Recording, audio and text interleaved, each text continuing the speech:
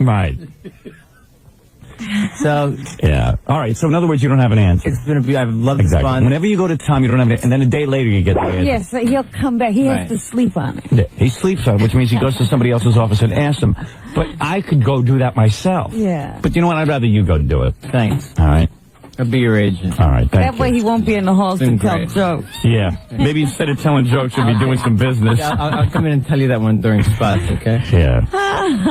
Let me ask you Let something. him Yeah. tell you a joke every once in a When while. you play golf, Good morning, Howard. good morning. When you play golf, do you use different clubs? Sure. Yeah. So And wouldn't you like a new set of clubs every once in a while? Wouldn't you like to upgrade? how come or you can change? How come No, you can change You your like clubs? to play I've been using different the same courses? one. But how come you can change your clubs and you can't change the policy here? What? So why not use the same exact golf club for every stroke? And what about... See, I have to put everything in terms of golf for him. Right. That's my And only way. Don't you like to play different lost me courses? with that one. That's why he's always flying here and No, there? when you have a short putt to make, you use one club, use a Right. putter. Right. And then when you have a long When stroke, we have a live spot to do, we do a live spot. yeah, well, you change clubs, now change policy. That's all. All right, go ahead. Doesn't he like to play on different courses? Yeah, of course he does. He flies all over the country looking for new golf courses. Yeah, you change yeah. courses. Hey, you know where the 19th hole is? In your friggin' head. All right, go ahead, Tom. I have to give him everything in golf, or else he's like completely lost. So don't ever say you've never had a hole-in-one. You got a hole in one every day, my friend. Gosh, you're one big hole in one. All right. Now, come on, I'm teed off. You get out of here. All right, there you go. There, a little golf humor for Tom. There you're speaking his language. Yeah, he loves me now. Now he loves golf humor. Can I stay? Hey, you should leave now. There he is. 𝗦𝗵cie𝗄𝗿𝗍, our general manager, doing a great job. While we're on the subject of idiots calling things and doing that kind of stuff, let's bring in the biggest idiot of all, Stuttering John, who can tell you about a brief encounter he had yesterday. Stuttering John, hero of the stupid now, ladies and gentlemen. Hero of the stupid. All Who right. did he encounter? Well, what we did was he was supposed to go out and interview 𝗦𝗵cie, the supermodel. The Sports Illustrated cover girl. Fred, supermodel, 𝗦𝗵cie? Absolutely. Right, okay. She's Without a doubt. a supermodel. And she was signing books yesterday. Is that right? No, Stuttering? she's selling this perfume, this Sunflowers perfume, and if you paid like $65, you get to hang out with her after the thing, you know. $65 for the perfume. Yeah, but all different. Yeah. What? It's a own brand of perfume. Her own brand of perfume. Yeah. In other words, some company made a perfume and put her name on it. Okay, very good. Well, what? Oh, do you want me to tell you what happened? Yeah, so what happened?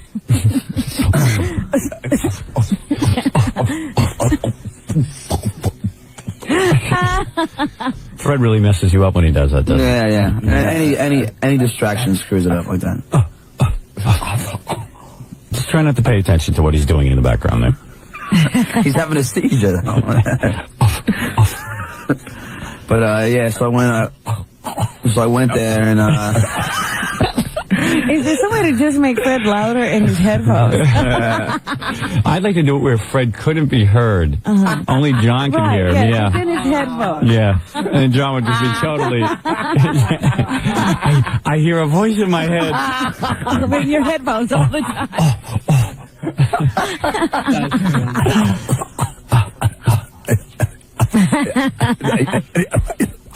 Yes, we went to see Vendela, the supermodel. What happened? yeah, so we waiting online, and we wait online. As soon as I walked up, I get up to her. Pay $65. Wait online.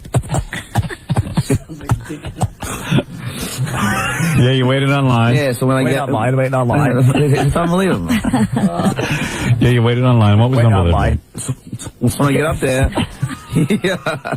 they just seven guys. As soon as I get up there with the mic, as soon as I get up there, 7 guys grab me and just throw me out. 7 guys threw you out because you had a microphone? Unbelievable. Were there other people there with microphones? No, I was the only one. They recognized you? As soon as I went up, and ripped out the microphone, it's like it was concealed. And as soon as see, now I'm just anticipating that stupid noise he makes. It was Concealed. So I just and then they all grabbed me. What is it?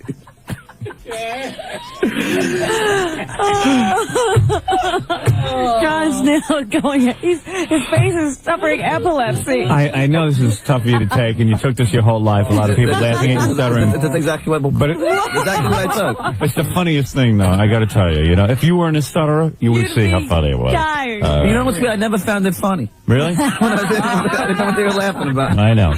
It's never funny when when you're the victim. Believe me, I've been the victim of many a laugh.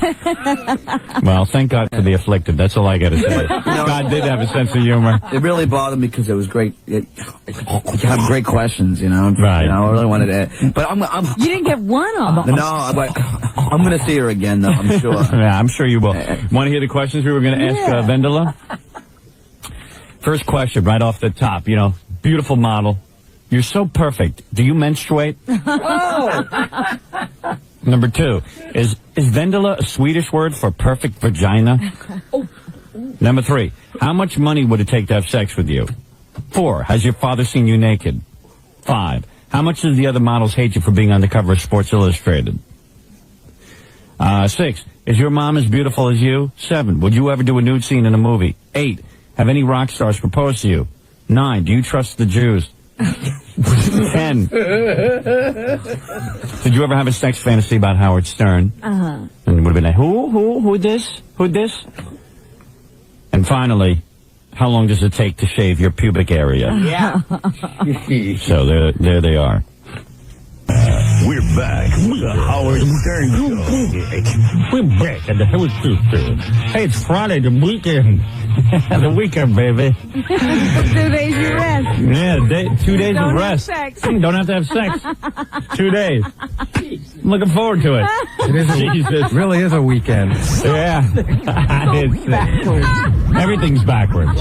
She deserves 10 watches, man. Yes.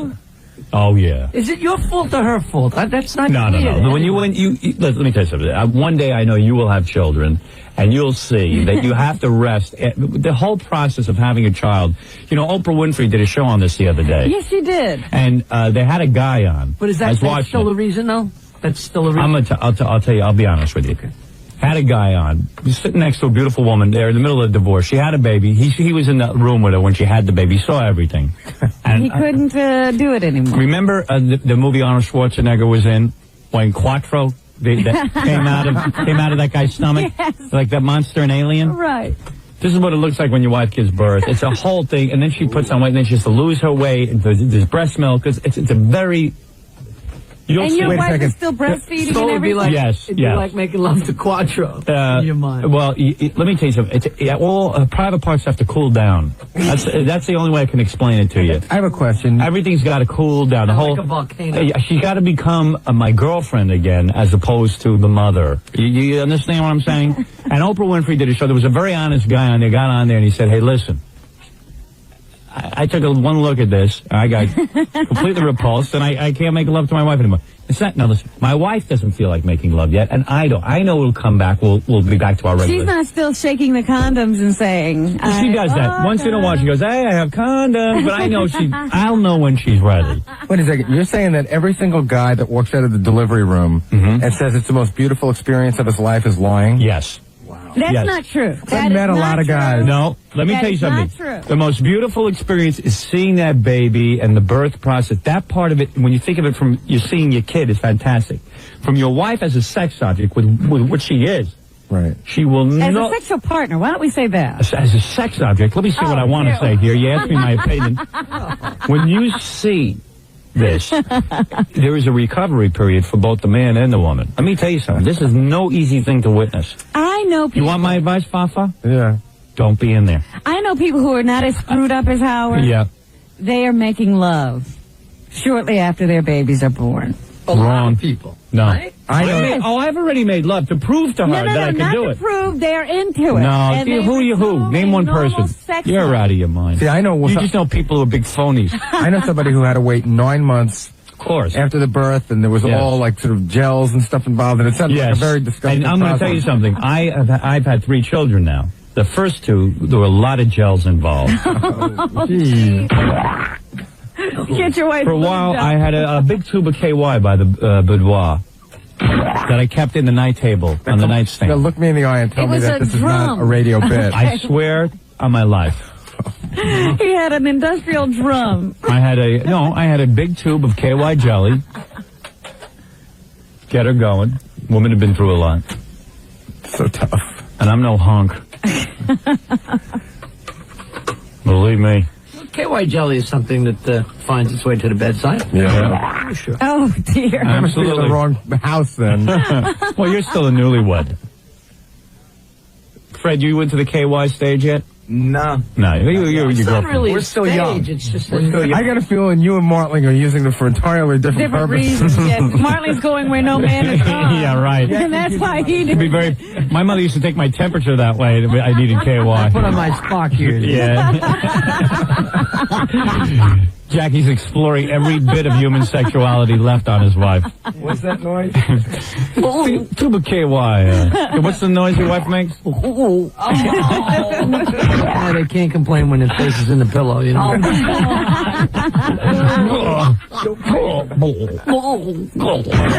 Just kidding. Jackie's big sound effect. My one talent. He can make that sound, and he can make people have that So can sound. you, Quimby. You just don't know it yet. It hasn't been unleashed. The first time I did it, she said, "Oh, I know that sound."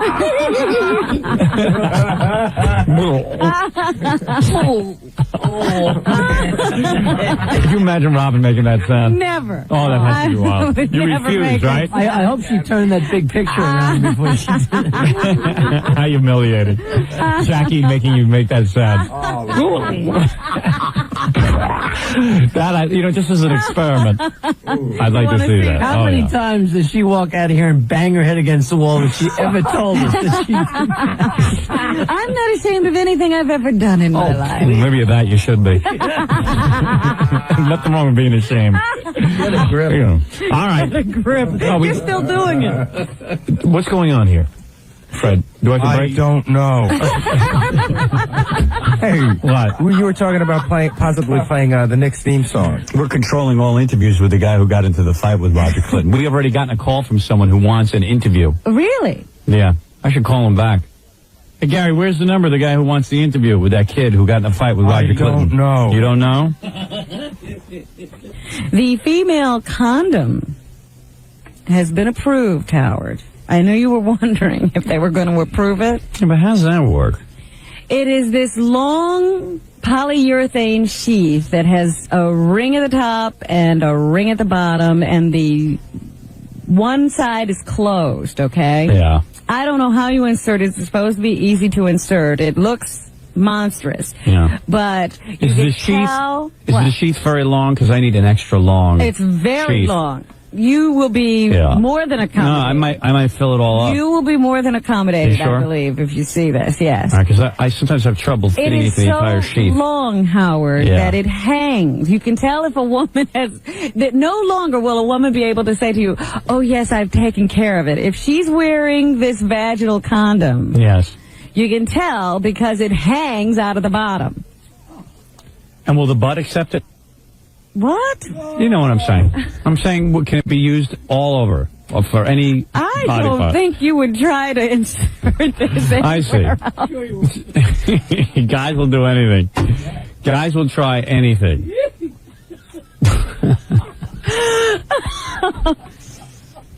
Can you imagine? This bottom ring is hanging 1 to 2 inches outside. Yes. And I understand that while it is thinner than the male condom. Yeah, I don't care what you put there. Put a kiddie pool in there. Wait a I'll minute. still go. It is thinner. It is like a kiddie pool because while you are having sex, it is said to squeak. Really? Well, that doesn't sound like it's perfected. But it does transmit heat a lot better. Oh, baby. Yeah, I'm turning you on. Yeah. I love the way you squeak with your condoms. Does it light up? They're $2.25 a piece. Let's simulate use of the female condom, Robin. Oh, yeah. Let me make you whistle. Watch you play a song on your female condom. Oh, yeah, baby. Yeah.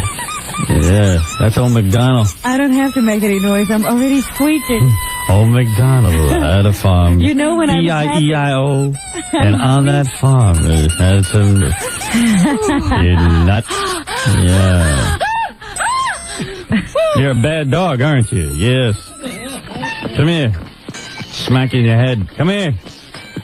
I got a little too into it. Really? Yeah. That's not sex anymore. That's the privacy of our bedroom. But you know what it's called? Everybody's going to run out and get this with this name. Yeah. The reality vaginal pouch. Honey, have you put in the reality vaginal pouch yet? What's your uncle's coming over? The failure rate on it is 2.8%, and it costs $2.25 per. Can women carry them in their wallets like guys? Yes. Yeah. Yes. Excellent.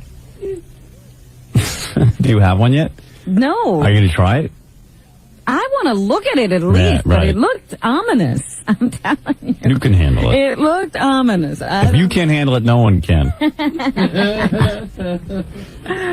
Didn't look all that appealing. I'll tell you what I want to see. How was that Stephen King thing they just had for 2 nights? I didn't know it was on. I've been taping it. I haven't watched it yet, but, the little clips that I've seen look very intriguing to me. Yeah, could somebody send that to me? Anybody got a copy of I that? told you I'm taping it. Yeah, but by the time you see it, I'll never see it. Oh. Sorry. And plus, when you tape, I don't know. When you tape, you still act like you got rabbit ears on your TV. I do not. You get the worst reception I ever saw. I do not. You ought to sue your cable company. What are you talking about? I don't know. I hear the sound on some of these things. I mean, I see some of your tapes. I have just the tracking for 12 hours. I never saw anything like it. What are you taping on? I'm taping on regular machines. I have no This problem. woman has a $10 billion system at home. Well, I can't actually tape in that room because there's some kind of electrical feedback. You ever notice Robin's tapes? There's something wrong with them? Well, different machines. And I do notice that they are fuzzy. Seriously, everybody has a problem. Mine are fuzzy? Sometimes, yeah. Completely fuzzy. I think it's your cable system. Really? Yeah. I'll have to check on that. Oh, those cats. Keep them away from the VCR. Every time I borrow a tape from you, I'm like, it doesn't work on any of my VCRs. I don't know what's wrong with your VCRs. Nothing. Where are you getting yours from? Mine are when I bring in tapes, VCRs. they're clear. You using an American product? I don't know. But I need a copy, a nice clean copy of that. Well, I'm what not show now? offering you The mine. Stephen King show. What is that called? Tommy Knockers. Tommy Knockers. That's a terrible name, but it sounds good. Yeah, well, who can tell what Stephen King is doing when he names these novels of his? What is it? Would you like me to try and place the call? I have the home phone number for I guess the chief of police or that guy that was... Kunkel? Mr. Kunkel. Would you like me to try to place Well, ask him if he'll come on the air with us. Okay. Yeah, we're a news program. Yeah, tell him we're a news program and we need to speak with him. I want to know how he got the guys in the apartment. Meanwhile, did you see that Sting in Rolling Stone says that now that he's been practicing yoga, he's been able to have intercourse for up to 5 hours at a time? I saw that. I don't believe it.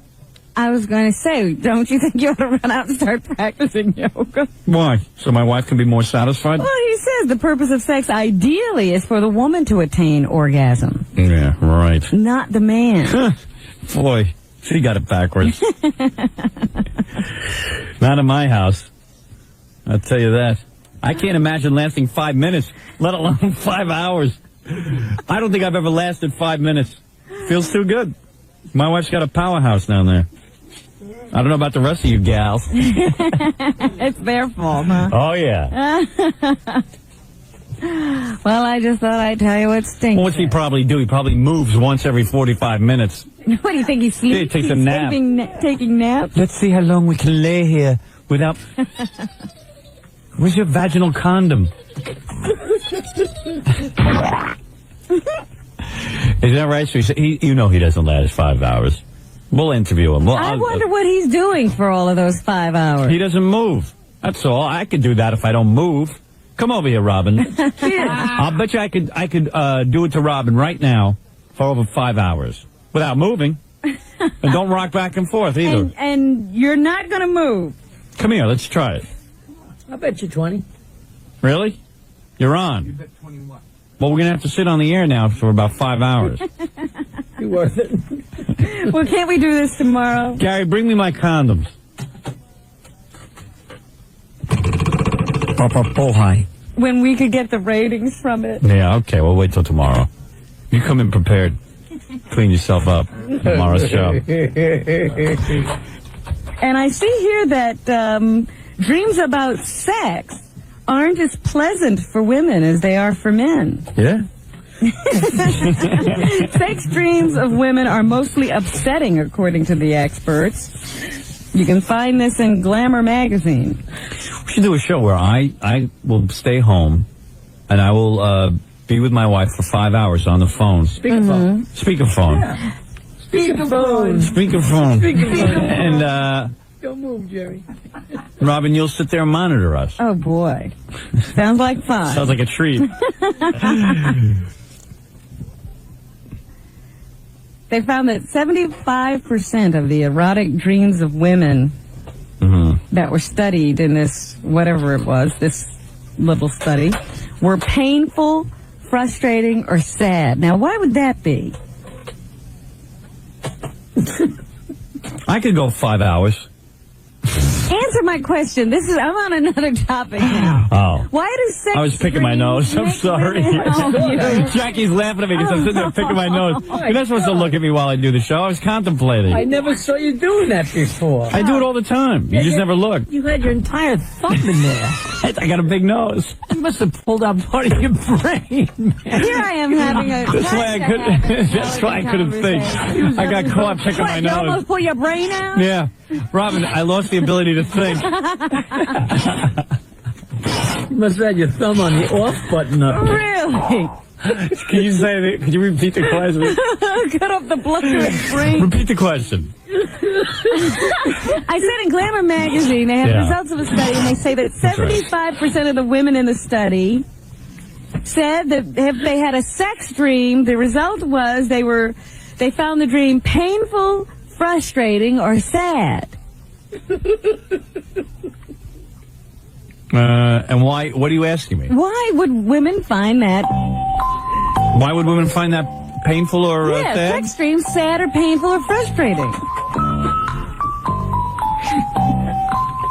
I'm sorry, I was wiping my finger on the console. I gotta be honest. I gotta unload this mess Yeah. somewhere. No place to put it. Yeah, poor Pete Fornatell probably end up on his pants when he comes in and does the show after ours. I don't have an answer for that, Robin. You don't. You never. No. You don't even care. No, You don't care that women would have a sex dream and wake up crying. No, I don't care. I don't care. I think women are messed up. I never heard of it. You know, it's amazing. A woman have a sex dream and she'll cry. Have you ever had that? No. No. Oh, come on. That's silly. That's those people on Prozac. But do you think that maybe it's because their dreams, you know, they know that, you know, reality is never going to live up to their dreams? I have no idea. I just can't even explain that. I don't know. Even with my finger out of my nose, I can't give you this. You still can't think. When you had your sex dream about Jackie, was it sad? Because I was crying when I heard about it. It sounded pathetic. All right, what else is doing, Robin? Boy, oh boy. Also in the news, I wanted to talk about something. What was it? Let me look here.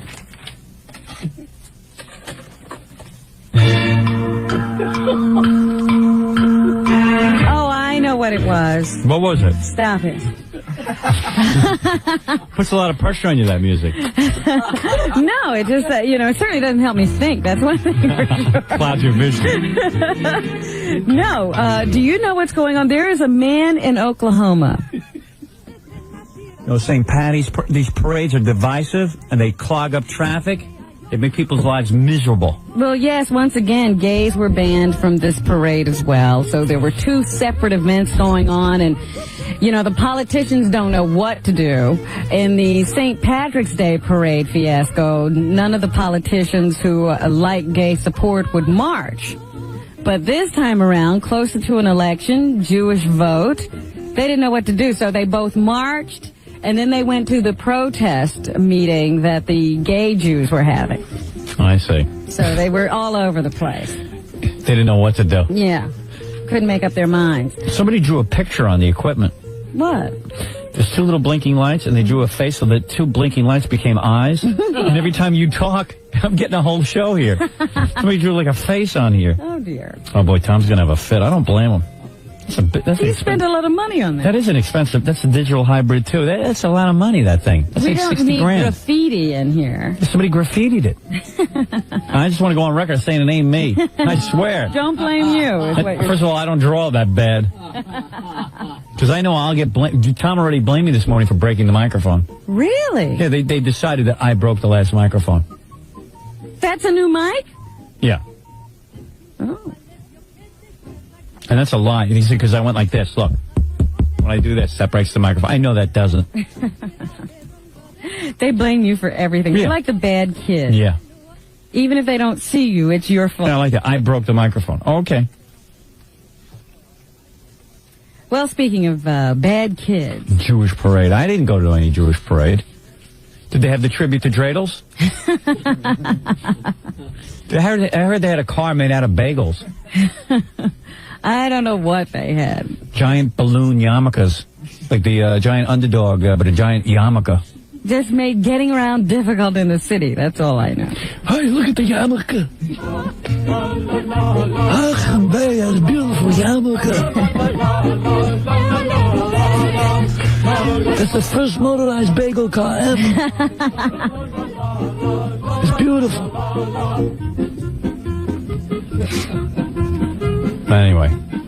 Yes. I wasn't going anywhere with that. I just thought I'd mention bagel car. That you'd like that. That's all you had. That's all I had.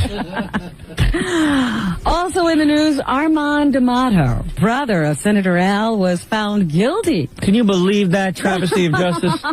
Can you believe this? Well, let me tell people what happened first. You know he's innocent. 𝗦𝗵cie𝗄𝗿𝗱 apparently was hired by some kind of a company. Of any kind, you're saying. But you're saying that he's had some kind. Well, he can't. Well, yeah, he has to be having some sex with him by himself. A guy can't possibly go that long. Do you think that's why they wear robes instead of pants? Because he's constantly going off. He can't even control it, the cardinal. That's why he wears a dark purple robe on big occasions. If I was a cardinal, you know that big hat he wears? I'd put a fake vagina in there or something. Like one of those rubber ones. How do you know he hasn't? You think he wears that big cone hat? Who could love those hats? This has fake private parts in there? There must be something to it. Well, that's probably why they probably said to him, listen, I know you're the cardinal. I'm your doctor, though. I got to tell you something. If you want to live, you're going to have to just relieve yourself more. But he'll be like, oh, I'm having this internal struggle with Jesus Christ and God, and I'm married to God. And I know my father, but if you don't spank your minky, you're going to have a hard time. This is going to happen again. We'll have to go back in. The cardinal's like, oh, I find this very embarrassing. I'm the cardinal. I know, but you're a man. And you're going to have to do this. You're going to have to satisfy yourself somehow and do it a lot. You'd think that God would just sort of take care of that for you. I'm going to take away those normal... Jesus wants you to do that, Cardinal. Oh, don't fool me. Jesus doesn't want me doing that? Yes. Yes, he does. If Jesus, what did he tell you? If Jesus was on the planet, he would want his cardinal to be doing that. Oh, my son, how can you be saying this to me? And you know I'm a man of God. I know, but if you don't flail away like a little bishop, everything's going to rot and fall out. This is the only thing we can tell you. All right? You think he got the message? Yeah. But my God, this is wrong. This is wrong. This is everything I'm against. The church. I'm against this. It's an evil demon inside of me that I must purge out. I must purge it. And I'm embarrassed because I'm the cardinal and I'm supposed to set an example. Well, gee, I hope the cardinal's not listening to this. He'll get very upset. He loves their show. He'll get so upset. That's why you ever been to the cathedral over there? Yeah. Yeah. No one ever sits in the first three pews. Because the cardinal's like ready to explode. Firing range. Yeah. It's a firing range. In there.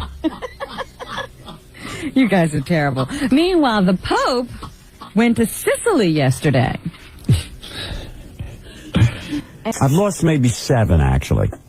7 pounds. You know, I'm baffled because with your testosterone kicking in, maybe you Thank don't you. have any. I think I'm very feminine. I think I'm like a woman. Maybe you have estrogen. I think what's happened to me as I've aged, I've gotten more estrogen. Ah. Is that possible? I don't know.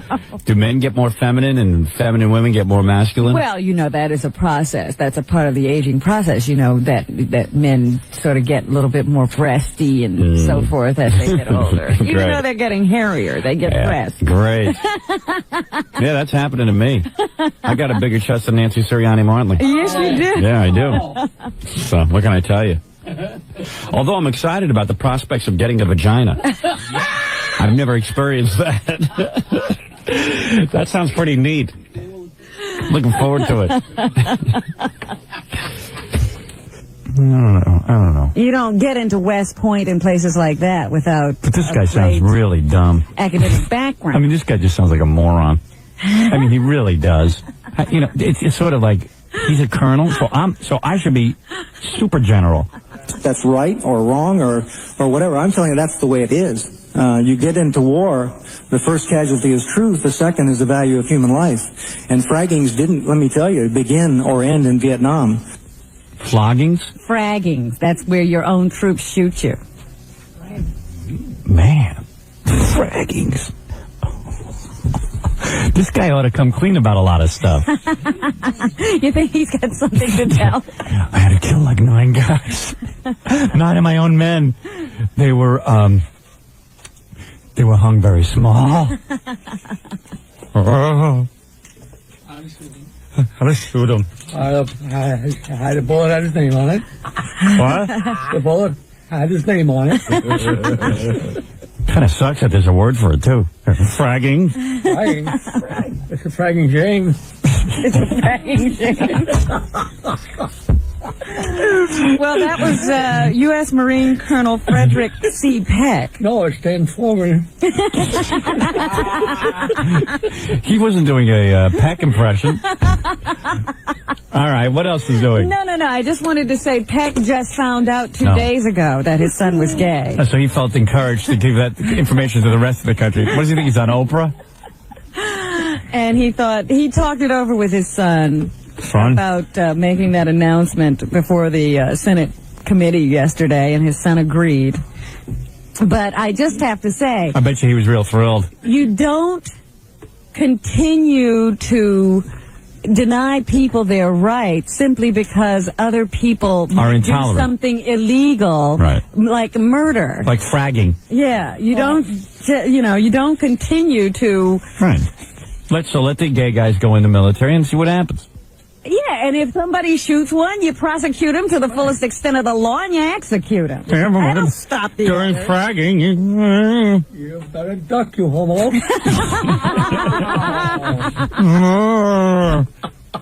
I've never heard of something. Oh, people might break the law and hurt them, so let's not have them be a part of it. Hey, Here is... Wait till we get in combat, you. Hey, you in the pink uniform. Watch out for this bullet. It's got your name on it. You're going to eat lead, you homo. He has a little too many lines for this. Yeah, he's been preparing all night. What? 25 years? 45 years? Sergeant... 25, you're dreaming. All right, yeah, Sergeant Thomas 𝗛𝗄𝗿, he's one of the people affected by the gay ban. He has come out of the closet, and now he has to leave the service. Here's what he had to say. Quick, Sergeant. Doc! Unfortunately, right now, my father does not talk to me and has all but disowned me. I don't like you. You're a homo. Hey, you're my daughter. You're not my son, you're my daughter. You're my daughter. Oh, goodness. Change your name, move to Russia. And Dr. Margaret 𝗵𝗵𝗻, Howard. Yeah. She's an Army colonel who was in the nursing corps, and she also was discharged because she admitted being gay. And she says serving but not telling is not a good idea. What's her name again? Dr. Margaret 𝗵𝗵𝗻. Don't drink from her canteen. No. Bivouac. I would like to see her make out with a girlfriend, though. In a tongue. What a home run that would be. We hit a home run. Oh, you're sitting down. Dr. 𝗵𝗵𝗻𝗿. You can always a videotape.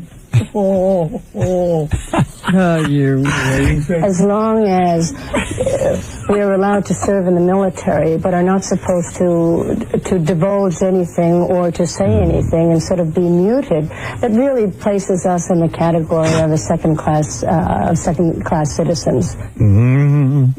Second class citizens. Well, anyway, that's all I have to say on the issue of gays in the I don't know if I do. There. You can stay in if you'll roll in oil. What else is doing? Did you hear about Jeremy Campbell, the hiker? Quiet. Jeremy was standing on the sidelines as people were warming up. There was some kind of meet going on down in southern New Jersey. And all of a sudden, he says he heard people screaming, "Duck, duck." And here's what happened next. That's usually followed by goose, goose.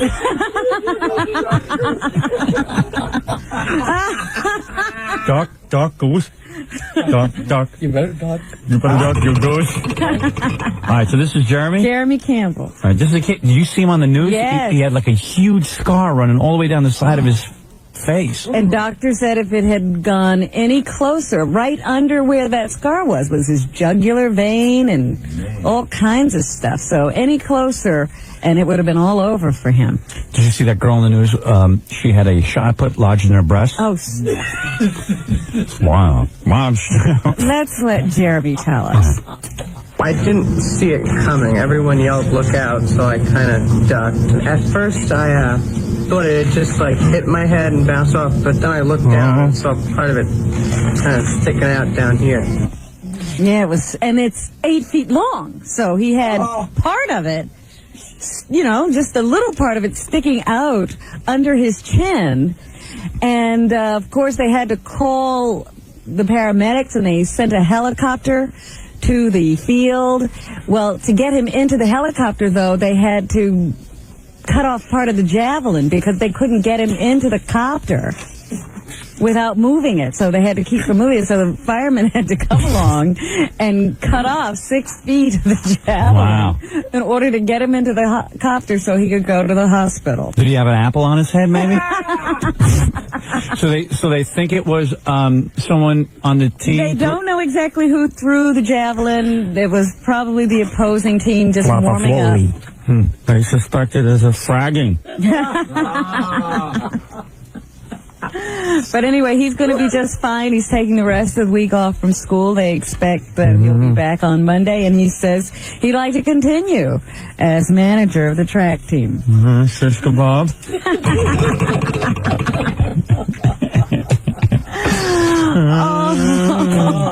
I bet that's smart. Also in the news last night, the Country Music Awards. Country used to be fun. Now people are taking it seriously, Howard. Yeah. He doggies. Also in the news last night, the Country Music Awards. Country used to be fun. Now people are taking it seriously, Howard. Yeah. He doggies.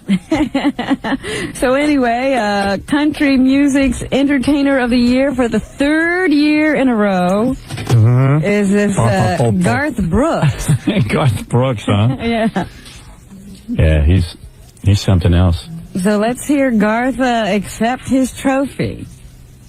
Okay. Thank you. Can't talk through this hat. Imagine his hat slipped over his mouth and he couldn't get a word out. You sent me saying.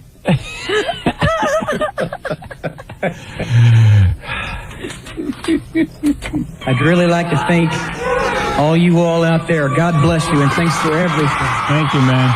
And he means that, too. You think he does? Thank you for everything. Yeah. Thank you for giving me way too much. He does have everything. And let me play a little Garth Brooks music to see. Go ahead. All right. California girl, la la la la, sha la la la la la la. I always love this sound. La la la la, sha la la la, love with a California girl. All right, good stuff. And Tanya Tucker, now this is a kind of Isn't she the one who used to get beat by Glenn Campbell? Yeah, wasn't that was that alleged or? I think they had a volatile affair. I think you could say that. I see. Tanya Tucker, she's still in country music, and she won for Best Country Video last night. And this is the kind of speech I'd expect at a country music award show. I ain't wearing no panties. I don't have a dadgum thing to say, but thank you so very much to the Academy, and oh gosh, I can't believe this. Yeehaw! A dadgum thing to say. I don't have a dadgum thing to say there. From, where's that patch that little Abner used to live in? A bunch of hillbillies with records that nobody can stand. I don't know who these people are who, I don't have a dadgum thing to say because Glenn beat me silly.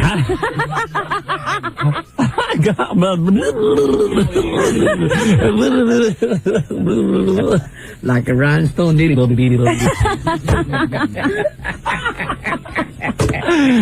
Well, the only thing I got to say is,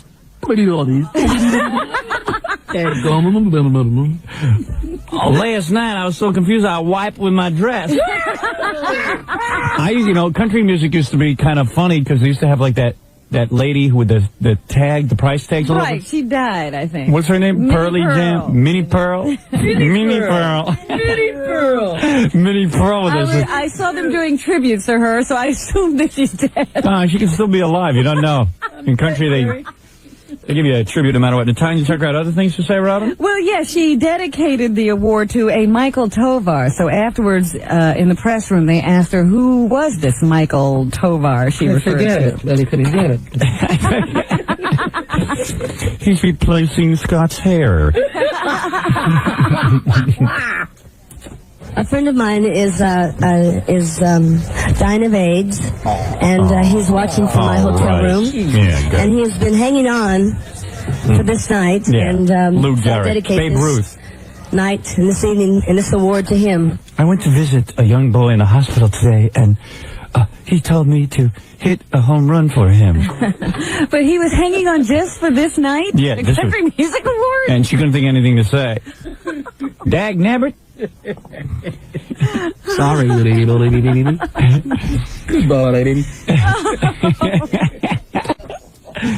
Oh, well. Yeah. I'm sure a fun time was had by all. The young man told me to hit a home run.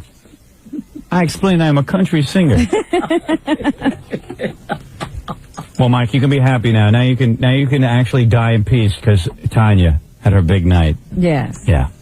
Win one for Saying Tanya. this might be the last time I see him. Boy, she's really rushing him out of here. Can you name one song that Tanya Tucker, I can. you can? What is it? Delta Dawn. What is that? Do you have that? No, I don't have that. You remember Delta Dawn? What's that flower you have on?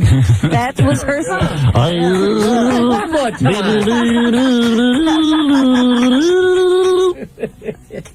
She sang that a long time ago.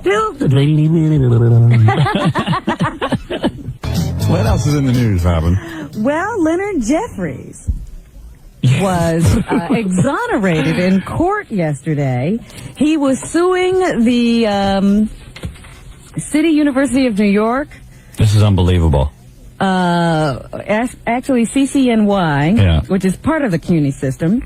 He said that they violated his civil rights or his First Amendment rights when they took away his chairmanship a couple of months ago after he made a speech in which he used anti-Semitic slurs. Did you see him on the He news? went to court, yes. He's dressed in full African garb. I don't know where you get those clothes. Why doesn't he live in Africa already? But he's got the headdress and the little outfits with the things you throw over your shoulder. And that little cap. Right. And then they found his spear in some kid's neck. But boy, oh boy, was he singing the praises of the Constitution yesterday. Oh yeah, now he likes it.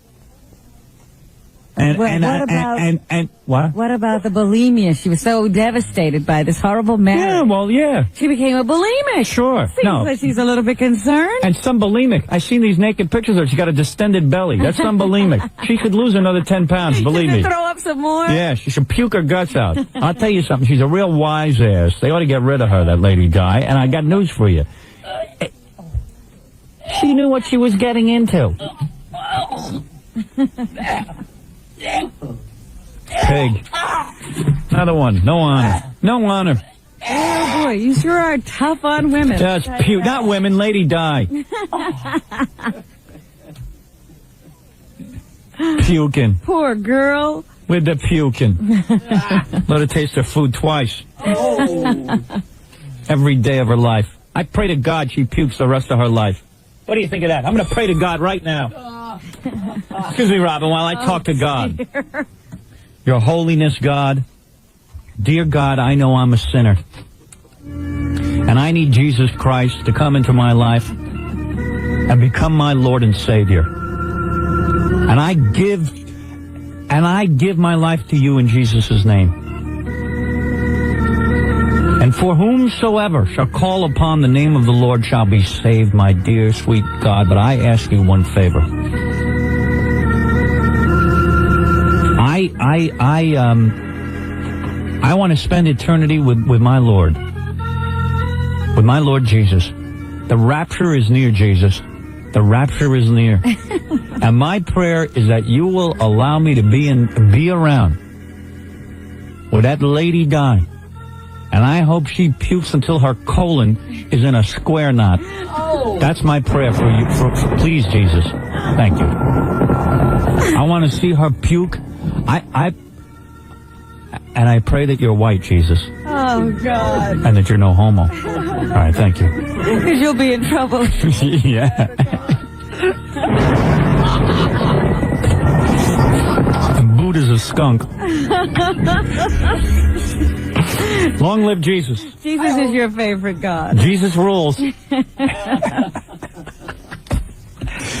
Oh, I hope my prayers are answered. I don't pray for much. I've never heard such an elegant prayer. Wasn't selfish.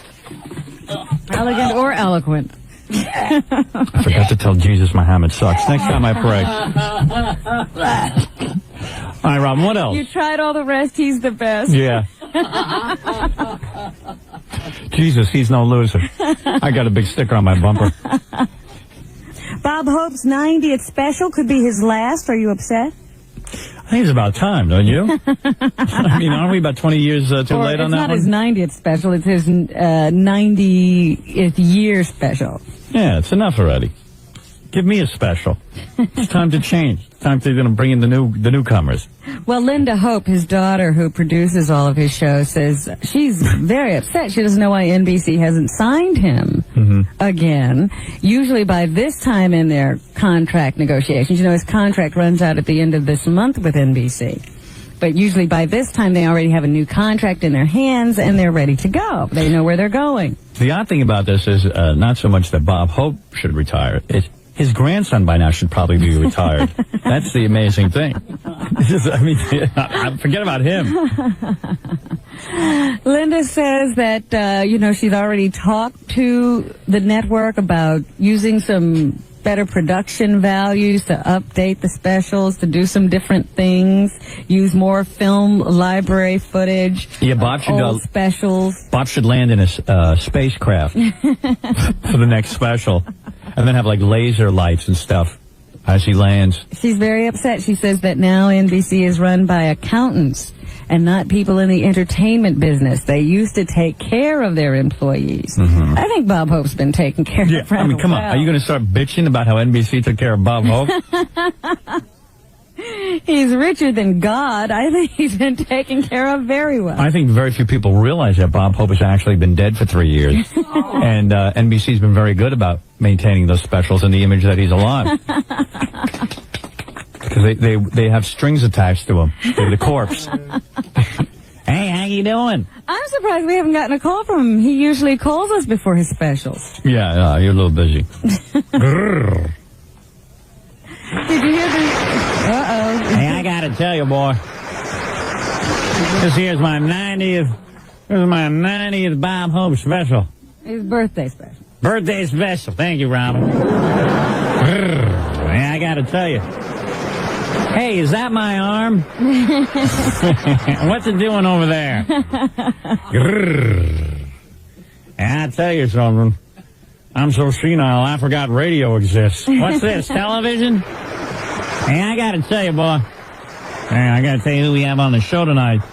We got that hot, skinny babe, Martha Ray, boy. I gotta tell you, she's something else, huh? And that Aunt Margaret.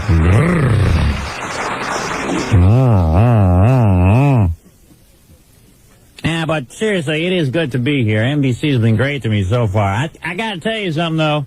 I'm pretty played out. I must not have the same popularity. I tried to book Fred Norris for this special, but he wasn't available. Hey, I gotta tell you something. In fact, I'd like to tell you something, but I got Alzheimer's, so I can't tell you anything because I don't remember what I was supposed to tell you. I gotta tell you. So all I'm gonna do is say I gotta tell you. Hey, I gotta tell you. What a career, though, huh? It's definitely been a long one. Hey, if you're wondering why you can't see me tonight, the reason is I got the cue card on my nose.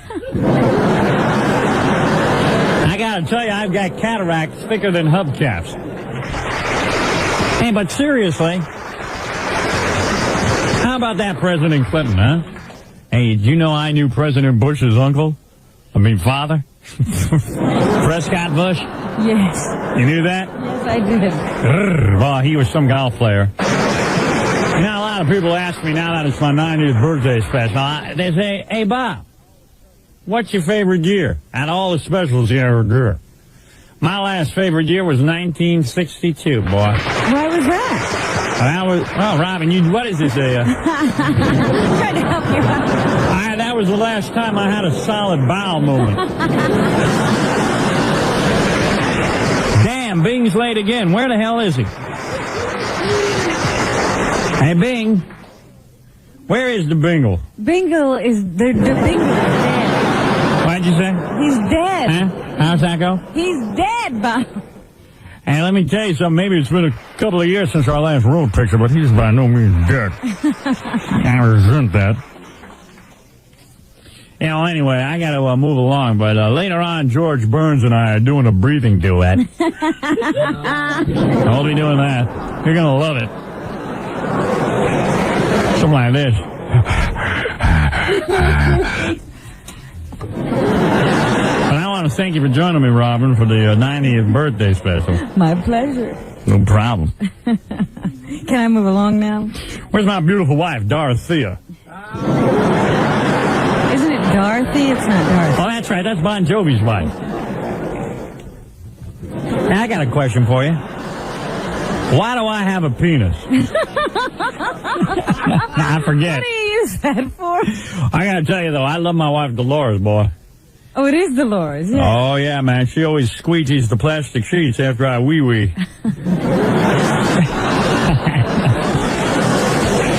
Well, I heard she's starting a singing career.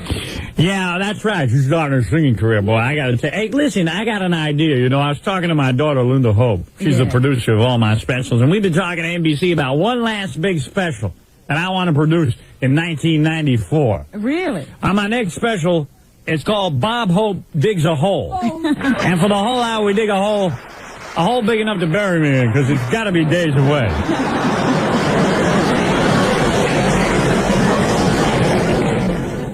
Well, that would be one way for NBC to sign him. Sign him for 1994. Yeah, that's what I'm saying. That's why I can't understand these accountants, boy. They don't treat you right. You know, I'm going to just go out now and sing my theme song, if you don't mind. Okay, go ahead. I hope you do, 'cause I can't remember. Thank you, ladies and gentlemen. Thank you. Thank you. Where's my cue cards?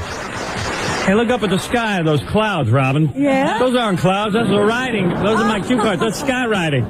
That's finally big enough I can see what I'm saying. I'd like to thank President Lincoln, though. Boy, isn't he something? You know, my father used to play golf with his father. I gotta tell you, my prostate is so hard you could split diamonds on it. Hey, but seriously, I gotta tell you, boy. That's something, huh?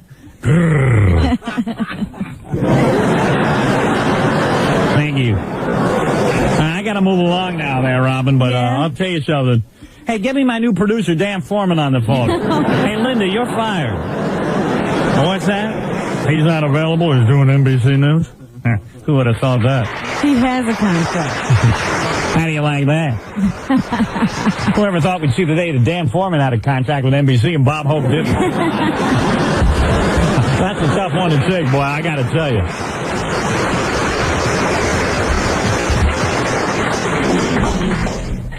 And I heard about Amos's interview with Bill Clinton. What'd you hear? I heard it was boring.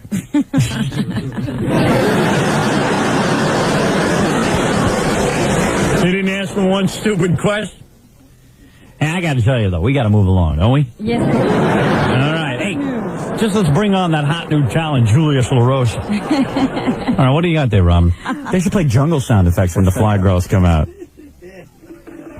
And rename it like... Aren't the girls white, though? Except for like 2, yeah. That'll change. But you know black guys like white girls. I'm just saying the girls are white, so why play African music? Because they have to do African, but they have to dance. Black guys love to see white girls dance to African music.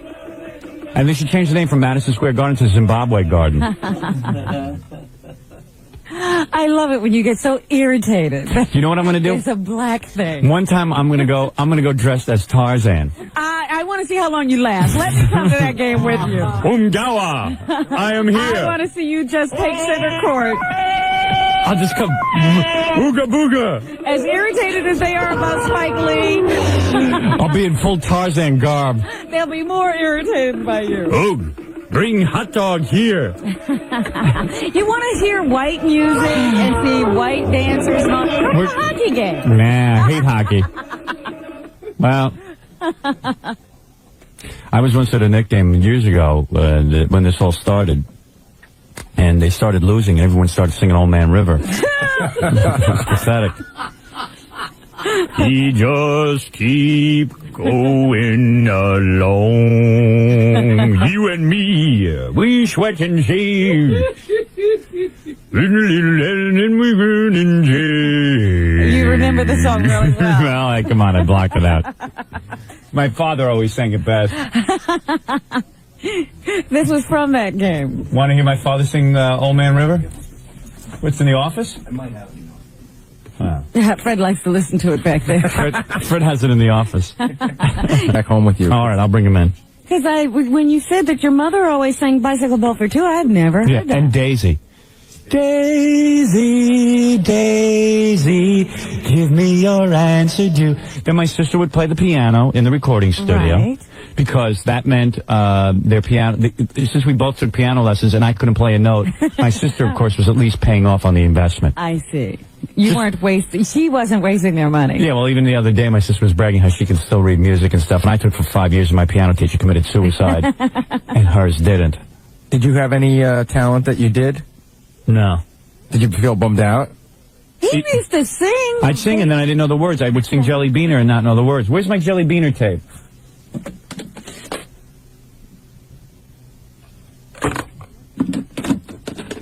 I don't have Jelly Beaner? I don't know. With my mom yelling at me and giving me the words, and I'm trying to sing Little White Duck, and she starts giving me the lyrics like Robin just did on Old Man River, and I lose it. He only likes it when I do it. I like it when you do it because you're being helpful. Oh, here it is. The hits keep coming. Oh, here's Jelly Beaner. Here, listen to my mom in the background. Just always butt in the middle of my song. My sister's song, they don't butt in. I want to sing Jelly Bean. Come on.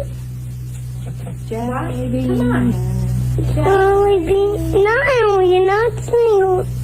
Jelly Bean. No, you're not singing. Jelly Bean. Jelly Bean. Jelly Bean. I want to know when you see a Jelly Bean. When you see Jelly Bean, Jelly Bean, Jelly Bean, when you see it's Jelly Bean, when you see Jelly Bean, Oh, that's incredible. I'm not done yet, please. You don't know it, but you are. Jelly Bean, Jelly Bean, Jelly Bean, I want to know.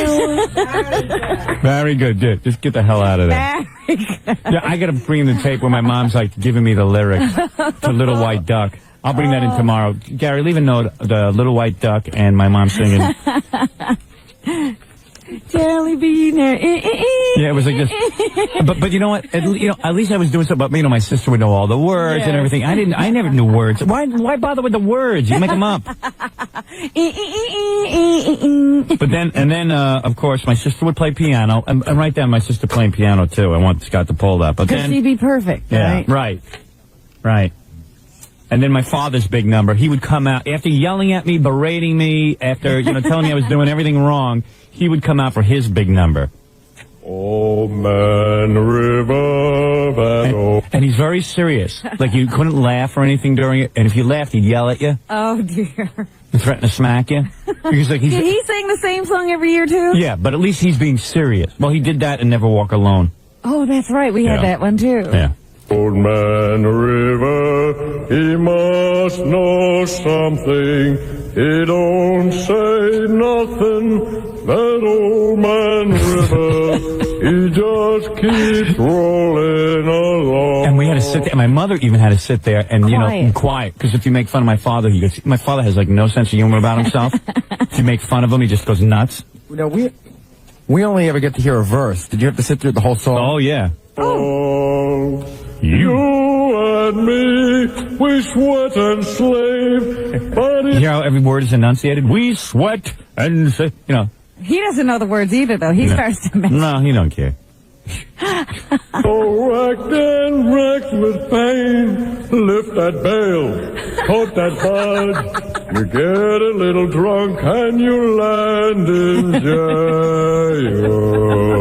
I get weary. I get weary. Trying. I think she's Uncle Ramus. I'm tired of living. I'm tired of trying. That old man river, he just keeps rolling along. What a family. And then, of course, sometimes it depended on the year, but he would do "You Never Walk Alone." Right. Now, you had to be allowed to laugh at this. No. Now, this one, he really didn't know the word. No, you don't. You do not laugh at my father. Because at least he's being serious. I kidded around. He didn't understand that. Here you are in a professional studio. You shouldn't kid around. You ready, Ellen? Go ahead. We're going to play that same song. Shut up! Sit down! Yeah, that's him yelling at me. Because I'm making noise. I told you. About enough of you. You do not talk during my father's song. Shut up, sit down. He's about to sing a great song. What is the big deal? Now, you hear my mother back there? Oh, what's the matter with you? She chimes in. Yeah, because she'd rather yell at me than have my father yell at her. Right. That's the whole dynamic there. My mother gangs up on me because at least she's not getting picked on by my old man. What's the matter? Like, oh, I'm sorry, I was being a kid. I'm 5 years. This one, I'm 5 years old. I can't believe he yelled. I was just about to say during the Jelly Beaner song Yeah. that at least your father didn't yell at you at this age. Come on. I've been being yelled at since I've been born. When you not keep your head up high and don't let the sun shining through. Oh, dear. All right. Better than Jelly Beaner. At the end of each day, there's a golden sun. The stars will be shining through. Hey, could he get one word right? This is child abuse.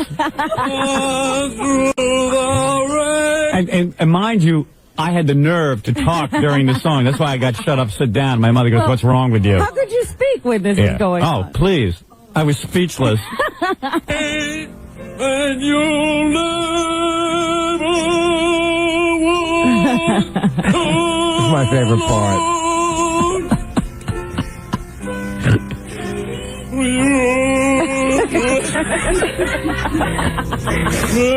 Open your heart when You hear my mother helping? Yes, she's helping in the Yeah. back. She's coaching. The beauty voice in the family. Ever walk. Gosh, I don't even know what she's playing there. Yeah, it's her fault. It's always someone else's. She's throwing him off.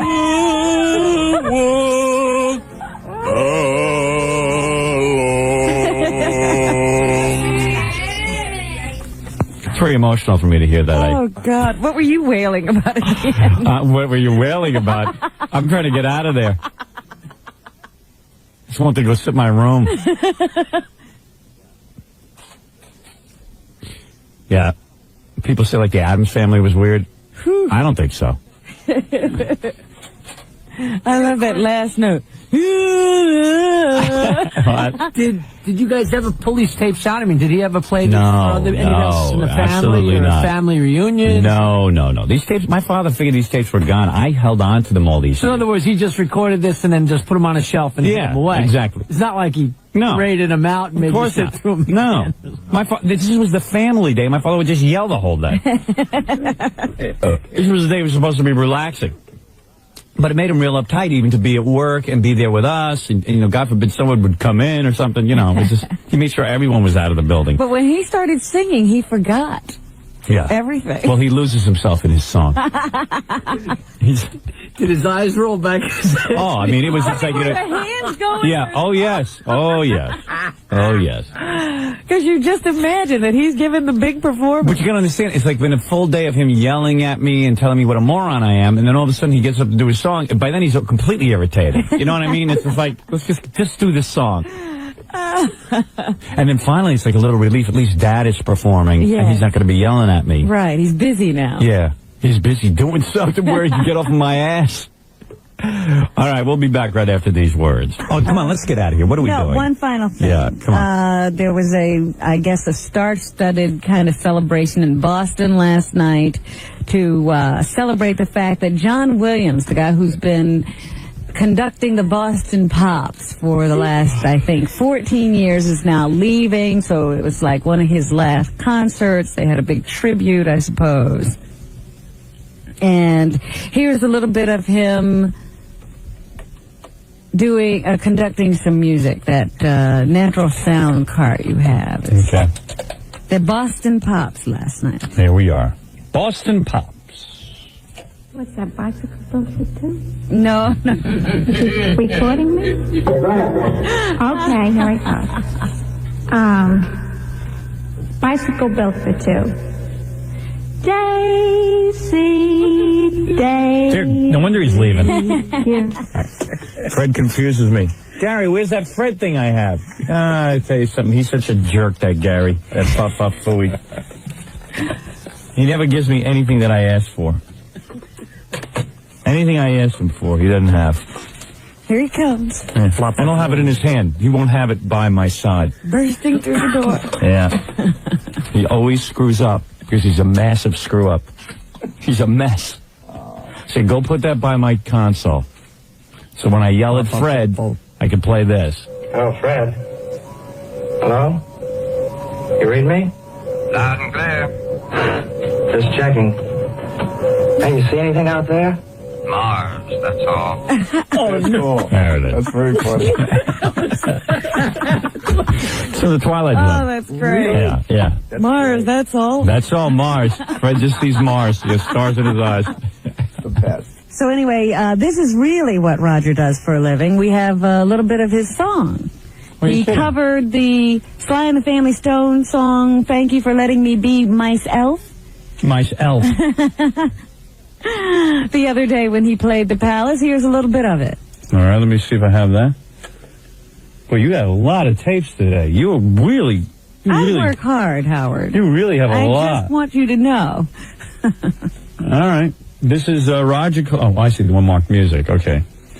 This is Roger Clinton singing, Thank You for Letting Me Be Myself.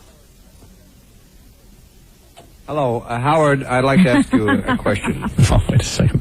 Where the hell are all my music tapes? I can never get the tapes I want. Gee whiz.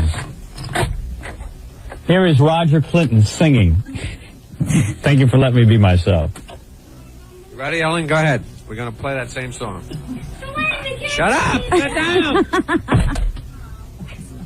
ahead. Well, he is a little tantrum thrower, isn't he? And you keep your head up. My father called me last night. He goes, you know, when I made those tapes, it wasn't even, it was just, so we could go there and everybody do something. Never had any idea that anybody would hear them. A Chicago paramedic. Yes. Returned a bag of money that fell off the armored car truck yesterday. His name is John Wojcicki. Okay, let's play his statement. Woj said he thought the money must have been drug money. So he put on the lights above the ambulance and he rushed to a police station to turn it in. He says keeping the money did cross his mind. Yeah. But he was raised to be as honest as you can. So he feels good about turning it in. Good for him. 5 bags of cash, however, still missing. Somebody checked Jackie's house. With those big jugs. And finally this morning, the man who was holding the gun that had the bullet that killed Brandon Lee, he has come out of hiding, Howard. Apparently he just went into seclusion afterwards because he was so distraught, upset about everything that had gone on. Well, now he's come out of hiding and he has his first acting job. He's going to play a killer in a Marky Mark martial arts picture called Double Fist. It starts filming in Brooklyn late this summer.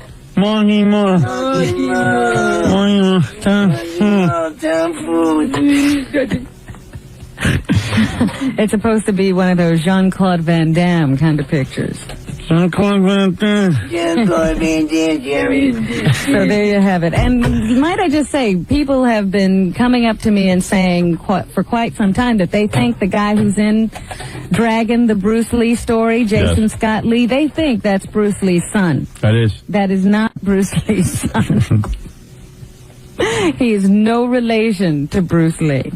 Hey, Marky Mark, on that new movie of yours, don't give that guy a friggin' gun. He didn't have the best luck with it. Can you imagine if he kills Marky Mark now? Oh, forget it. Wouldn't that be unbelievable? That would be horrible. Marky Mark. Marky Mark. Marky Mark. A North Carolina jury, a grand jury, absolved Massey of any wrongdoing in the bizarre case of Brandon Lee's death. And cut. All right, good scene, Marky Mark. Good, nice scene. Marky Mark? It's over. You can get up now. Come on, get up. Marky Mark? Oh, no. Not again. What's the guy's name? What is it? Michael Massey. No, not again. Michael Massey. Oh, the mayor's Brandon Lee. It'll be tough getting work. Oh, stigma. Stigma attached to my career. No coincidence. No coincidence.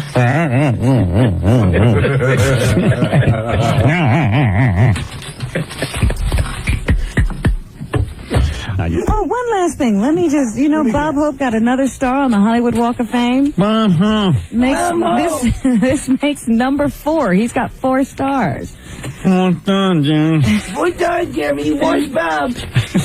Been good. And he's approaching his 90th year on May 29th. He'll be 90 years old. Almost dead, Jerry. Yeah. How is he still alive? Could say the guy had a long career, and here's what he had to say about, how do you feel? What's on your mind today? How do you keep going? Hey, I gotta say, I feel great. See how close my impression is. I think so. I think that... oh, this is serious, Bob. I'm concerned about my health all the time. Trying to make sure that I'm healthy, and I'm concerned about all the people that I work with. And I want them all happy. I like to see a happy scene. I gotta tell you something. I've been pretty blessed here in this show business. I'll tell you, this business of show. Now, you're gonna have to excuse me. I'm going to the bathroom as we speak. Everything ain't working that great. I'm concerned about this.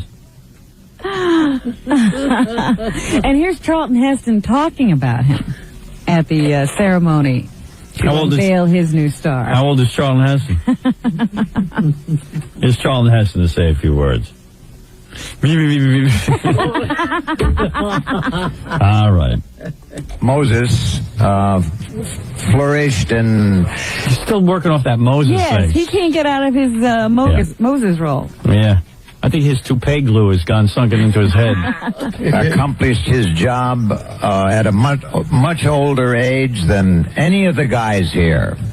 And in Deuteronomy, at the end, it says, no one knows he what was he's talking old, but his eyes was not dim. Yeah, good. Bob, your eye is not dim. You're a national treasure. It's His eye is almost dim, isn't it? Does he have some kind of eye I disease? thought he had a problem. Your eye is not dim.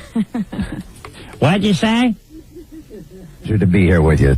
Pleasure to be here with you. Charlton Heston. Yes, Still living in that Moses era. Everything Moses, Moses, Moses. And thank you, Charlton. You know, 40 years since a hit movie. You ought to jump in front of a bus, I gotta tell you. Grrr, just kidding. Meanwhile, NBC is not rushed to sign Bob. How do you like that, huh? 40 years of service to NBC, and they haven't signed me yet. Yeah, they, even after that front page story in the Post yesterday about not negotiating with him or holding them up on the negotiations, they haven't done anything. NBC stands for No Bob Contract. I gotta tell you, boy. To explain why Bob is not signed. That's a tough one, boy, I tell you. You know, you put in all those years of service. I gotta tell you, it's rough. Like my beautiful wife, Dorothea. What's her name again? Dolores. Now, she can't believe it either. I tell you, we're all pretty upset over at the Hope household. I tell you, by the time I get to sign my new contract with NBC, I'll be dead before the ink dries. Not many hours left, boy, I tell you. Hey, I gotta tell you something, though, boy. It ain't easy getting old. Man, am I incontinent. My BBDs look like a Rorschach test. The other day, I was looking at my underpants. I could have sworn I saw the Empire State Building. I gotta tell you. My psychiatrist told me I was sick. Well, I tell you.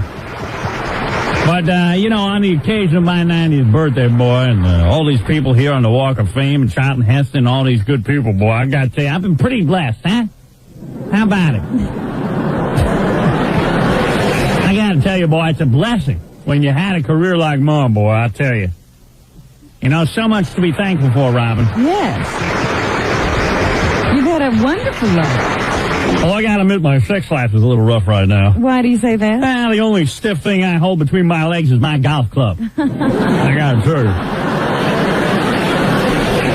I think my last... Your wife says you keep getting cuter. Yeah, she's just saying that for show business purposes. I gotta tell you, though, my last arousal was when Charlton Heston played Moses. But I love the ladies, boy, I'll tell you that. Boy, when we toured Vietnam, it was great. On one side of me, Ann Jillian, the other side, beautiful 𝗛𝗄𝗿𝗄, boy. Well, I understand Brooke is back to help you celebrate your 90th birthday. You better believe it. Leave the drugs on her, boy. That's my love voice.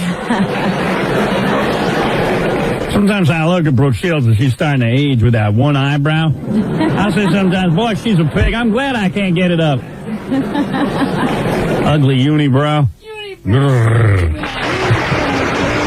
I gotta tell you, boy. And how about that Jackie the Joke Man, huh? What the hell am I talking about him for? Yeah, I was going to say, Bob, I didn't even know you were aware of him. Boy, you know you've hit a show business low and you start doing Jackie the Joke Man references. And I gotta tell you, though, boy, when I sleep, yes, I wake up sometimes, I find my wife holding a pillow on my face. I'm just kidding, of course, you know that. Dolores loves me, boy. She's singing a song to me every night. She sings, she's quite a little singer. Yes, she is. Putting out her own record album. That's great, even though you get older, you're still on top of show business. I love it. Many people keep saying, hey, Bob, why you keep working? You got so much money. I have to keep at it. Otherwise, what's left? Staring at your own diarrhea every day. Oh. You know what I'm saying? I'm working a little blue now, I tell you. You're updating. Years ago, you couldn't do that, but you got to keep up with the kids, Like all those nasty comedians, like that Andrew Dice Clay, and all those wild guys like Eddie Murphy and Jerry Seinfeld. Yeah, just trying to be contemporary. Yeah, just trying to keep up. But that's why I'm starting to talk about my bathroom habits. I'll tell you. Because that's all, when you get older, that's what you worry about, boy, I'll tell you. Sometimes I laugh like Howard Stern. I gotta tell you, boy, my prostate is so shot, it looks like moths ate it. I I said it looks like Ma's ate it, Robert. All right, I got to get out of here.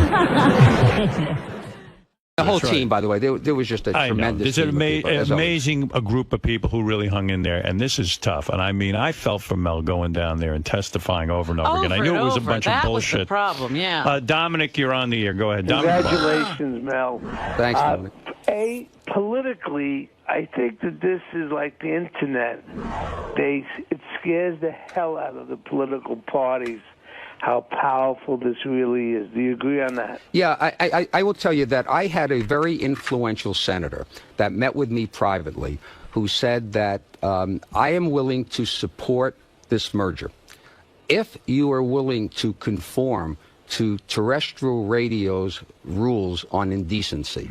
Wow. Okay. Wow. And you know my answer on that, right? So what they are deal breakers? You know, in my opinion, I don't believe that we do anything indecent at all. I think we do funny and stuff like that. So, and this Janet Jackson thing, you know, everybody thought, Can oh my you God. imagine in a private pay service?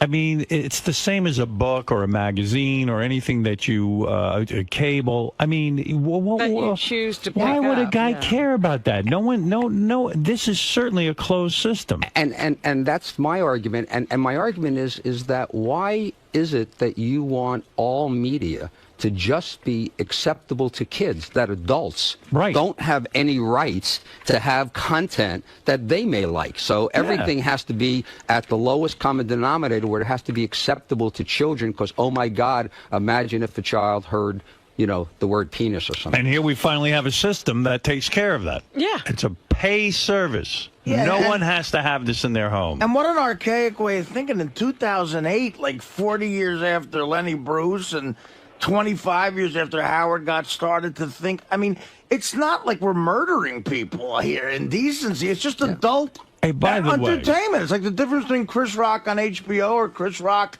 hosting the Oscars. What's funnier? Maybe the most important question in all this is, how does all of this affect Cousin Brucey? What's going to happen with him? So Cousin Brucey will have a bigger platform for people to be able to hear his extraordinary shows. And I've been a Cousin Brucey fan since growing up. A part of the package that you can get? Well, we haven't had a lot of discussions on it, but I can't imagine why XM subscribers would not want to hear Cousin Brucey. Are you saying the future? Are you saying the XM subscribers represent more cousins? That's right. It's a bigger family. And the it's a bigger family. The XMers are officially cousins now, is what you're saying. We are now together. I am, you know, as of yesterday, I had a town hall there. Yes. I'm going to have one here today at 10:30 in New York. Have you spoken with Oprah? I have not spoken to Oprah, but Oprah had sent regards. I love Oprah, and I've not seen her in ages. But does Oprah want to meet with me now that we're on the same thing? Let me write that down. To when I do speak to Oprah, I will ask her. Somebody told me there was going to be a joint press conference. You know what would be great? I said that, and somebody picked up on it and said they couldn't wait for the joint press conference. One of the bad about the internet, right? I mean, the internet's phenomenal, right? Is that all over the internet was people are asking now, when is the Howard Stern Oprah press conference? I know. And you want to know something? What a great promotion that would be. Oh, my goodness. Can you imagine? And it's only available on satellite. I am volunteering for this right now. Mel, if Howard decides to stay, and you said, I think, $2 billion in sales now, by then it'll probably be $5 billion. Will you have to give Howard the entire county of Staten Island? Well, no. What I would Mel say, would never give me the entire county of Staten Island. So here's the negotiation with Howard. Yes. What are you, crazy? We have a monopoly. Where are you going to go? You've ruined your reputation with terrestrial radio. You have nowhere to go. Yeah, Howard, you the know man what? always gets me in the end. Back in 85? I got to tell you, I've been through a lot of negotiations with Mel. It's not easy. It's not easy at all. I will put this offer on the table, okay, because of this monopoly we now have. I will give you what we gave you in 85. Oh, excellent. Thank you, Mel. As a matter of fact, you know, there was one time I was going through a negotiation with Mel when we were at K-Rock, and I turned to Mel, and this is just how stupid I am. I said, Mel, You should treat me like you would treat your own son. And Mel looked at me like I'm out of my fucking mind. Because I'm not his son. Right. And He this said is there's how I one view the problem world. with that. And when I went to a psychiatrist, it was one of the first things they ever brought up. And the psychiatrist looked at me and said, you're going to need a lot of psychiatry. He goes, the guy's not your father. He says, you end up thinking everyone's going to be your father and take care of you. You are so bizarre because my son says to me, why can't you treat me like you treat Howard? Give me that kind of money. I got to talk to that guy. What is that, Dominic? Don Buchwald, the greatest agent in the world, will only want you to be treated as well as Mel's dog. Well, thank you, Dominic. That's very true. Well, Mel, this is a great day. You know, the one thing, like, it is on everybody's mind, though, is will all of the programming one day be the same, or will there always be two separate sets of programming? So there's probably a closer situation. So, logically, if they have a country music channel that might be better than our country music channel, we'd want to give our subscribers the best. Right. So there probably will be a morphing to try to give both services the best service, but there will always be the two services because of what I mentioned to you about the cars. Our satellites can't go to the XM radios and XM satellites, so we're going to have to continue to operate two separate operations. We're going to continue to have... But don't you think eventually you'll be able to build a radio that can receive Sirius and XM? Yeah, we have that radio, and we'll have that in the market soon. But that is still going to require that there be these General Motors radios that are in the car. So it's for at least 10, 12 more years. There's for sure going to be the two services. Closer together maybe on programming, but two distinct services. Longer term, I think it's 2015 or 2018, we can launch new satellites. And then when we launch new satellites, then it will be able to get to both radios, and then we can, but that's a long way off. That's a long way off. That's great. In the meantime, I have things to do to make this work. So the easy part, believe it or not, I've been telling people, the easy part is over because doing the deal is supposed to be easy. Now you got to make it work. And what about Riley Martin? How will this affect him? Have you negotiated with him? One of the thoughts coming in here was whether or not I should tell the truth about the revenue of the company. Because I knew the impact would be on Riley Martin. When Riley hears you're making $262 billion, it's going to drive him absolutely insane. In fact, I'll play you later in the show, not while Mel is here. Riley did call. Oh, yeah? Riley on his show said, I will play you tape, he's very upset that Mel didn't mention him at the press conference. You're kidding. That's right. And he's not kidding. He's not kidding. Marianne from Brooklyn, go ahead. What do you want to say to Mel real quick? I want to congratulate you, Mel, for all your hard work, for all of us, for Howard, for everybody. And Mel, it's too personal. Who are you voting for, Mel? Because whoever you're voting for, I'm voting for. Yeah, I thought I knew who I was going to vote for, and I was hoping throughout this process, I was going to see a distinction, from Republicans and a distinction from Democrats, and knowing how important to my life business is, that one of the issues that would have influenced my voting would have been, on, what is necessary, what is better for our shareholders. And that's because, a lot of the contributions that I make to political parties comes because I make money here. Right. And but I'm not clear. I know Senator McCain fairly well, and I have really been a fan of his for a long time. And I've not met Senator Obama. So, at this point, I haven't made any decision. Up for grabs. You don't know yet. I could Are you waiting for the debate? I think I'm waiting till I probably close that, curtain. So this FCC process, you were hoping that maybe you'd have some clarity about how you felt about either party, but you're saying, I would think you would have favored the Republicans in this because at least they approved the merger on the FCC. I absolutely do. The vote was 3-2, and the 3 votes who approved it were Republicans. And that says an awful lot to me. So, and now, if you need me to advertise for you absolutely for free,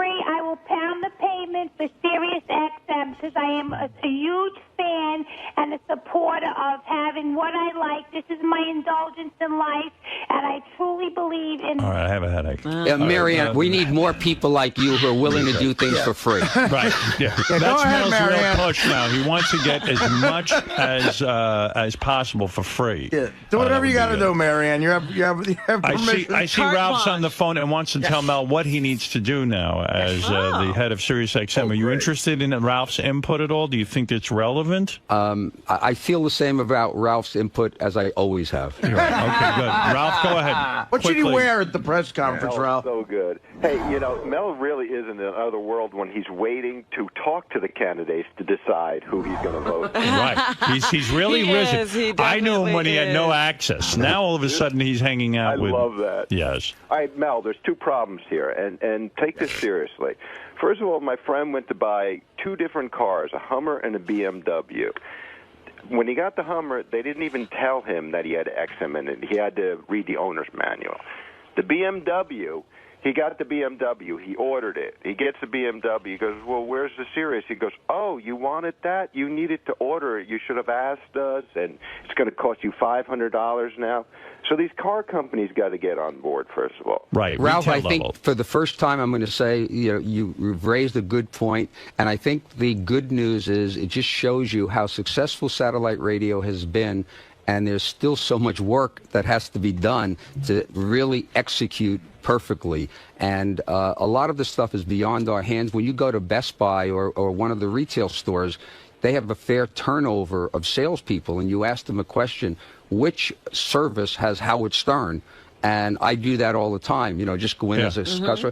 It's amazing how frequently they don't get it right. Yeah, they'll say XM, and they don't get it. And Ralph is right; it's true. And everyone I meet, but everyone I meet has an idea on how to improve satellite radio and improve sales and this and that. The other thing, there is Mel's right. There's a tremendous amount of work to be done. I mean, how do you get a guy who works at a car dealership to understand that? Hey. You got customer say walks in. About it, yeah. Do you want satellite radio? This is a feature that we offer. This is that. I mean, how do you do that? I bought a car the other day. I work in satellite radio. They know I work in satellite radio.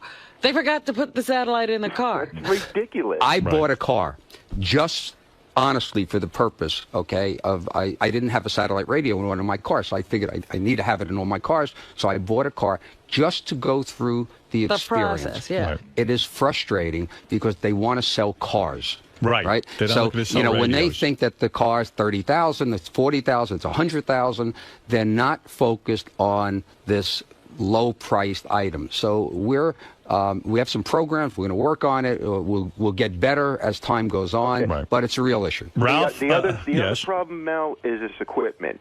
You should be able to go in a store and buy one fucking thing instead of jumping through hoops. I got to buy a car kit. I got to buy a home dock. I got to port this. It should be simple. And then they don't have the car kit in stock. It's so frustrating. And that's if you can get this stuff sometimes. Ralph, now that the merge is done, and now I don't have to testify for hearings, I will work in my basement on getting these radio stations. Well, I've actually been doing that. Would you consider using Ralph as a consultant in any of this? Is there any value in his opinions? My microphones, I can't, my headset's not working. His headset doesn't work. All right, thank you, Ralph. Well, there it is. I'll tell you what we should do. And I'm going to make this offer to you, Mel. In order to get these car dealers up to speed and make it important to them to sell these satellite radios, if I can convince Gina Lynn, the porn star, to date the car dealer that sells the most satellite radios and have full-blown out sex with her. Let me tell you, you've got the constituency that would be most, interesting. That work?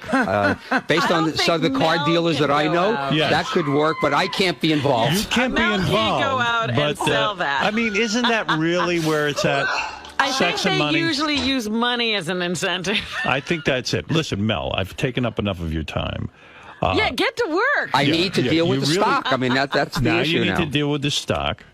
I think people are impressed with what you have done. I know I am. Thank you. I am special, but this seems to make you even more special, which is terrific. I am very grateful that you did this because I'm going to tell you, I could never have predicted that 2.5 years ago when I signed up with the company, actually 3.5 years I signed, I said satellite radio will be big, and I really felt that it would take off, and I think it is the future of radio. But I never would have thought in 2.5 years the companies would merge. And by the way, in my opinion, and I'm not blowing smoke, but for you, it wouldn't have happened. Right. Because I think the only way it happened was that Sirius became a good competitor to XM because XM was bigger. And had Sirius not been equal to XM, we could not have gotten that done. Will we go down in history together, Mel, you and I, for some of the accomplishments we've had? Now, I'm going back to the terrestrial radio days. It seems every time that we've gotten together, huge successes have happened. True or false? You will go down in history. What about you? I'll be happy to be a footnote. You will only be a footnote. Footnote. I'm okay with that. I'm okay with that, too. I would prefer to go down in history and have you be a footnote. No, but seriously, what a great partnership this has been. It's been great. Honestly, I mean, you're really a terrific guy, and you've done some terrific things. Do you think, Howard, sometimes that the other people you've worked for in the past who only tried to hold you back They're and assholes. control you, that's what they decided to do with their time. Well, in the history Instead of Howard's... building a company, they tried to spend their time controlling Mel is the you. only guy I work for who actually said to me, you're an asset. I can sell your show. He's the only one who could sell it. He was the only one who fought for me. Honestly, I've worked for a ton of people. Yeah. They were all jack-offs. I've said this on the air before, and you'll hear me say it in the history of Howard Stern Part 2, which is a big special coming up. I talk extensively about Mel being the key person in my career. You can't have my kind of career if you don't have somebody backing you up. Right. But And Mel always backed me up. For full disclosure, in the history of Howard Stern Part 2, which I was interviewed for, I tell the story about how you wanted to be syndicated into more markets than I wanted to do it. That's true. And you and Don convinced me to do it against my better judgment at that time. So I talk in about fairness, stuff like that, but the bottom line is we always figured stuff out together and moved forward and moved ahead. And my point is, you were always Howard. The so-called business people who were the general managers of the stations before never understood what they had in their hands. And I wonder if they now sit around kicking themselves because you passed through their fingers. Oh, yeah, you've been great for me. I mean, and I tell everyone, and I say it, and I don't want to get into a love fest, but the fact of the matter is you're terrific. Congratulations. And I'm going to tell you something about me. I am so fired up now because these scumbags at terrestrial radio, they haven't suffered enough yet. They sat and fought against this thing. Now you've got now real you're pissed competition. Even more. You're even I more am pissed. so pissed off now. I wasn't pissed off. They had a sleeping lion. I was fat and full. But I'm going to tell you something. I got an enemy now. Now you got a fire in your belly. This terrestrial radio deserves to compete now. Now, because they have a strong satellite competitor, they're going to have to sit there and figure out how to make their product better. You see, this is the point. Now there's competition. Ridiculous. Now there is real competition. You're going to have to figure out how to beat us and make your programming better than ours. And I got to tell you something. You are in big trouble. Don't have a lot of faith that you can We do that. are fired up. I'm fired. I don't know about anybody else. I'm fired up. What? Oh. Well, you know what, really, Howard, I mean, really, when you think about it, he's right. You came into a company, you signed on, it had 650,000 subscribers. Right. Was that Mel roaring in the background? That was Mel. I heard Mel him. is It was Mel. He's going wild. He loves when I get fired up. Listen to him. Listen to this. And when you signed on, that was the big question. Will he even make a difference? Will he have any impact at all? There'll be a difference. You wait and see. You wait and see who wins. in my opinion, the untold story when this merger is done is the impact that you had on getting this done. And 50 years from now. Did you take and a can meeting? you believe this? What is it called? A museum of broadcasting, or what? Take the Hall of Fame. So-called Broadcasting Hall of Fame How could you have a Broadcasting Hall of Fame and I'm not in it? Some reverend they put in there. For the record, I don't care, by the way. 4 years ago, yeah, I was inducted. That's right. Rightly so. Even you are in the You should resign. Why do you want to be? Why do you want to be a member of something that I am a member of? I just want to point that out. That's all. Yeah. How dare they? If you go to the racetrack and there's a horse named 𝗦𝗵cie𝗄, you bet on that horse. Well, you know, in my opinion, and the last thing I have to say, because I really got to get back to work, is that in all of show business, okay, there are very few people, and I can't really think of another one that is as impactful, okay, in business. So the idea of having you be so impactful to do billions of dollars of a merger and to be able to take a company there, I think is extraordinary. You're right. And I think that if you even begun to think in years ahead of leaving, it would be like me sitting there saying, you know what, now that it's done, I'm going to leave. So as much as I'm committed, I'm assuming, Howard, that you're committed. I am committed to this company. You know that. There are people that have lifetime subscriptions, and I think you have to have a lifetime. You need a lifetime contract. If I loved my fans and this company, I would be here forever. Let me tell you something. You're absolutely right. Your legacy is not cemented yet. Maybe if you stayed a little while. Admit it, Mel. That shithead Imus, he couldn't bring over 3 people to satellite radio. Maybe if you committed longer, you would one day get inducted into that Hall of Fame. And I'll do. If I have to buy the Hall of Fame, I will buy the Hall of Fame. Always sucks me in. Let me tell you what I'm doing. I am commissioning a statue of Mel for this studio. I am going to get a top artist. And Gary will roll it in here, and you will have an honorary place here in this studio. I have not done that for anyone. It's impressive. And you will have your statue. And wait till you see it. Quickly, Gary, order me a bust. All right, listen, Mel, applause. Yes. Congratulations and kudos. You have done it, my friend. Thank you. And you, aside from being a dog lover, are a people lover and committed to this company, and I admire your accomplishment. I love what you've done. Congratulations. And for the government to make you wait 18 months, and to make all of us wait 18 months, was a sin, but you got it done. And again, you're a winner. You're not a loser.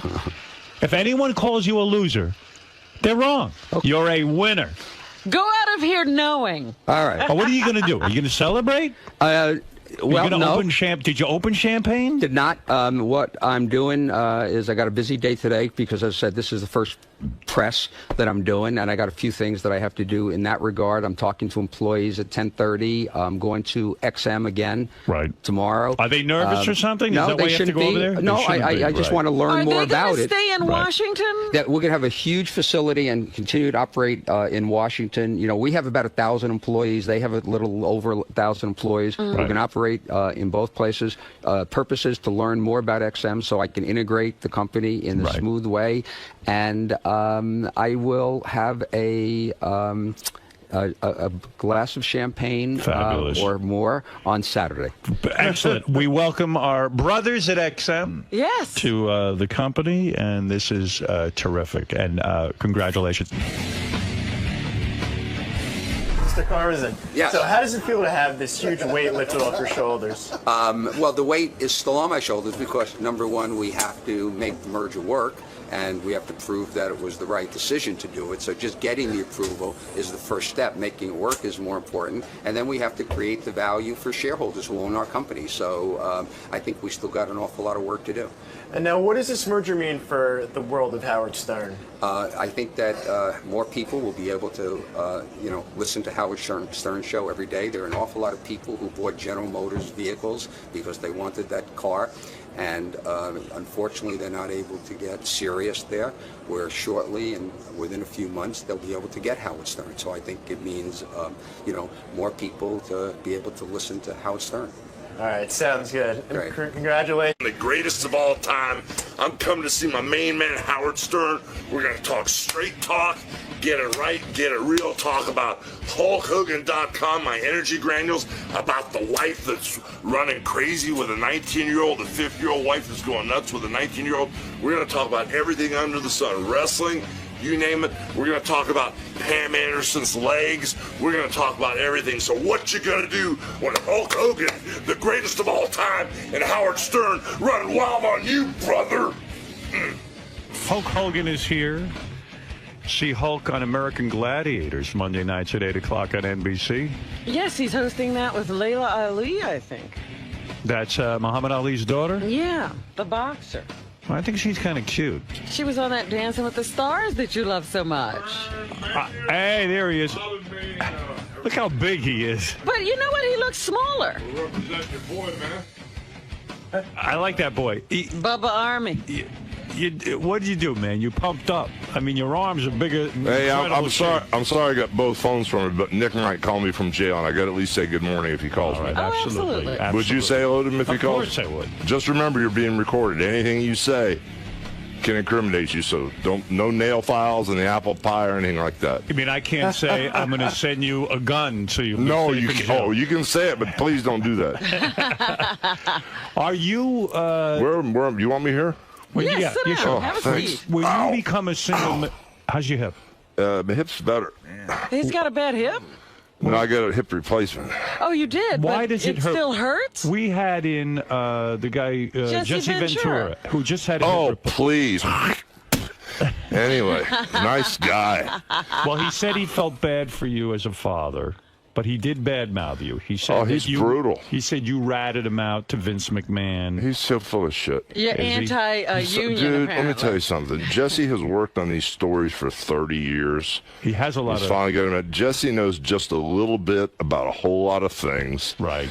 And you should ask him about Plato's Retreat when he used to come to New York and him and his wife would do all the wife swapping. Oh. You should ask him about coming to San Francisco, running wild on Quaaludes for 72 hours and showing up with the same clothes on, pissing in his pants and everything. You should ask him the real stories about Jesse. Because Jesse said he never did drugs. Please. He said he did some testosterone. Please. But dude. He never smoked weed, he said. He never... Dude, I smoked pot with Jesse in the hotel room. And his partner Adrian Adonis. Give me a break. Really? Yeah, really. Because he claims because oh, dude, stop. You got to. But that was back in the 80s. Because we had what's his name, the Iron Sheik on, and he used to call Jesse the Medicine Man. Oh yeah. And so, and what does that mean? Okay, Robin. I don't know these Explain terms. the world to us. It's a Blue Jay. Double Blue Jay, brother. And around. So you guys are hot. You never stop. You're doing great. I'm just trying to play the second half of the game here. I'm worried about you. I'm doing better. When you sat down, we have a lot to cover, but when you sat down, you looked like you were in physical pain. Yeah, my back's pretty messed up. What is it messed up from? Wait a minute. I told you one of the things that used to kill me about his reality show is that everybody's lounging around the pool in the beautiful house, and then Hulk limps out because he has given his whole body to making a livelihood for his family. And it always seemed that, he was not appreciated. Yeah, did you start to feel, because now we can really talk. Did you know we can, brother. Yes. Did you start? Gloves are off. Did you start to feel? And you love it. I do. Did you start to feel as a man, shit, I gave my whole body, really. I mean, you racked in pain. You spent a lot of years hustling on the road for a living. Not that some of it wasn't fun, but a lot of it's pretty dreary. Did you start to feel resentful that, like in a sense, that your family was having such fun and good times, and meanwhile you're down there trying to maintain your physical health? I didn't feel resentful. It's just, I couldn't stay ahead of the curve because it was never, it was never, the house wasn't big enough, or we had to move again. So I had to hustle. I actually kind of like retired one time, and then when I saw this big monster house being built, I went to work for Ted Turner for 7 years. And did Linda put pressure on you and say the house isn't good enough for us? No, she didn't say it was good enough, but she always wanted to move. And like when we went to Miami, a few years ago. I remember you didn't want to go there. No, I wanted to stay in Florida, but Brooke was recording there, and so Linda found a house. She wanted to move there, so all of a sudden, Timberland, what's his name? Timberland, the producer was going to buy the home, but instead, I came in like at 7 in the morning with Brooke from the recording studio. They woke me up. Oh, we got to look at this house. We got to buy it. So. Linda talked me into buying this house. This is what I want. This is what I want. Put $14 million into the house. All of a sudden, 6 months later, I'm standing there in the house by myself. Kids gone. I'm going, what am I doing here? So, and then, when she moved out to L.A., she got this rental house in Brentwood, $22,000 a month. Why did she want to live in L.A.? Because her family's from there. But why did she have to move you and spend $14 million in California if she wanted to move to L.A.? Yeah, brother, you got to fix what's wrong on the inside before everything works on the outside. You know what I'm saying? How miserable I knew you were when we were at Bubba's wedding, and you walked in carrying that big box, whatever the hell the gift was. Right. You looked like you just wanted to kill yourself. You're carrying this big box. I said, this guy needs to get laid so fucking badly. The other thing was, Linda was there, and she was holding hands with a girl. I'm telling you. Oh, I can't even remember. Oh, you want your lawyer on the phone? I'll put him on. I'll keep him up. David Houston? Yeah. All right. Dave, you want to be on here? I know you said you want Dirty Dave. Terry, how are you? I'm doing great, man. Dave. So anyway, I knew you were miserable that day. I said, this guy's aching to get out there and play around a little bit. But at the beginning of the reality show, did you know your marriage was in trouble? Yeah, I did. We had problems. Oh, geez. I remember, I was married 23 years. I remember about the 3-year mark when we started to have a few little problems. I went to her parents and I said, Gail and Joe, I said, hey, Linda's kind of wild, and I'm having some problems with the wine and this and that. They go, well, you married her. I went, oh, thanks. I mean, like nobody told me. Problem now. Like they were happy to get rid of her. I went, oh my God. Hey, I know I'm jumping all over the place. Brooke's thinking of doing Playboy. You're going to let that go down? Here's what's going on. What's going on? Brooke, when she was 16, got a call to do Playboy. That's crazy. So I called them back and I said very gracefully, she's only 16 years old. Thanks for the call. We appreciate the interest. Bang. So now all of a sudden, her reality show's taken off. She did some really great numbers the last couple of weeks. I've been watching the show. I have too. Yeah. Playboy, she said to say hello too. She loves you. I love her. Playboy called and said, we want you on the cover of the 55th anniversary where they'll have Drew Barrymore, Marilyn Monroe, and everybody inside. So she calls me and asks me what I think. I said, well, the first thing you say on a business call like that is we're very interested. Let us find out more about it. Right. Now, Playboy could be something where they just got you on the cover and they do nice little pictures, or Playboy could be where they get you on the cover and they want the full-blown spread. And you have to make that decision. Right. Because it's a major career momentum-shifting move which can make your career skyrocket, or it can put you in the tank. So you got to be real careful. So you would be okay with it if she decides to do it? Bro, I'm not okay with it because I got this old redneck, old school mentality, which is barbaric. But at the end of the day, Brooke is 20 years old, bro. And I did this whole bluffing act of don't talk to Brooke, don't look at her till she's 18. Right. But I'm pretty easy, bro. I'm not like a double standard guy. I mean, I can't, run the game one way, then have the rules different for somebody else. But I said, Brooke, you really have to think this through and make the right decision. Timing-wise? Would you look at the pictorial? No, hell no. You would never want to see your daughter. No. But God, you put suntan lotion on her butt. Yeah, well, I put baby lotion on her butt when she was a baby, too. She's my daughter. You're catching a lot of shit for that, right? You know what? That's all. You know what? It's in the bottom of somebody's bird cage the next day. Who gives a shit anyway? But at the end of the day, if Brooke makes that choice, I'll support her. I think right now it's the wrong time. Really? I think it's the wrong time. I agree, and I'll tell you why. What is the right time? Because I don't know. Probably down the road when she needs to. Well, you can ask Pam Anderson. She knows when the right time is. Hell, I don't know. I've never done it. No, Brooke's got something going on now. She doesn't need it. She doesn't need it. Yeah. And the best time for her to do it is when Hulk is dead. I see. That's the best time to do it. Let him pass away, and then she can go in the fucking magazine and be Once naked. Once he's 6 feet under. Huh? Yeah, I like her. I find her charismatic. He is fascinated. I watch the show every week, and I don't even know why. Let me tell you one thing about Brooke. Why do I like that? I got to tell you one thing about Brooke. She is the most honest, pure, nicest person. She doesn't have a bad bone in her body. She is loyal to a fault. You think the guy that ends up with her? Yeah, but hold it. You think she could be a good wife? She's been spoiled her whole life. No, bro, she hasn't been spoiled. Yeah, you have given her a lifestyle. You forget. You've given her an incredible lifestyle. She's used to get whatever she wants. She lives in a luxury condo. She works her ass off. Yes, but still, she's going to expect some guy to take care of her the way you do.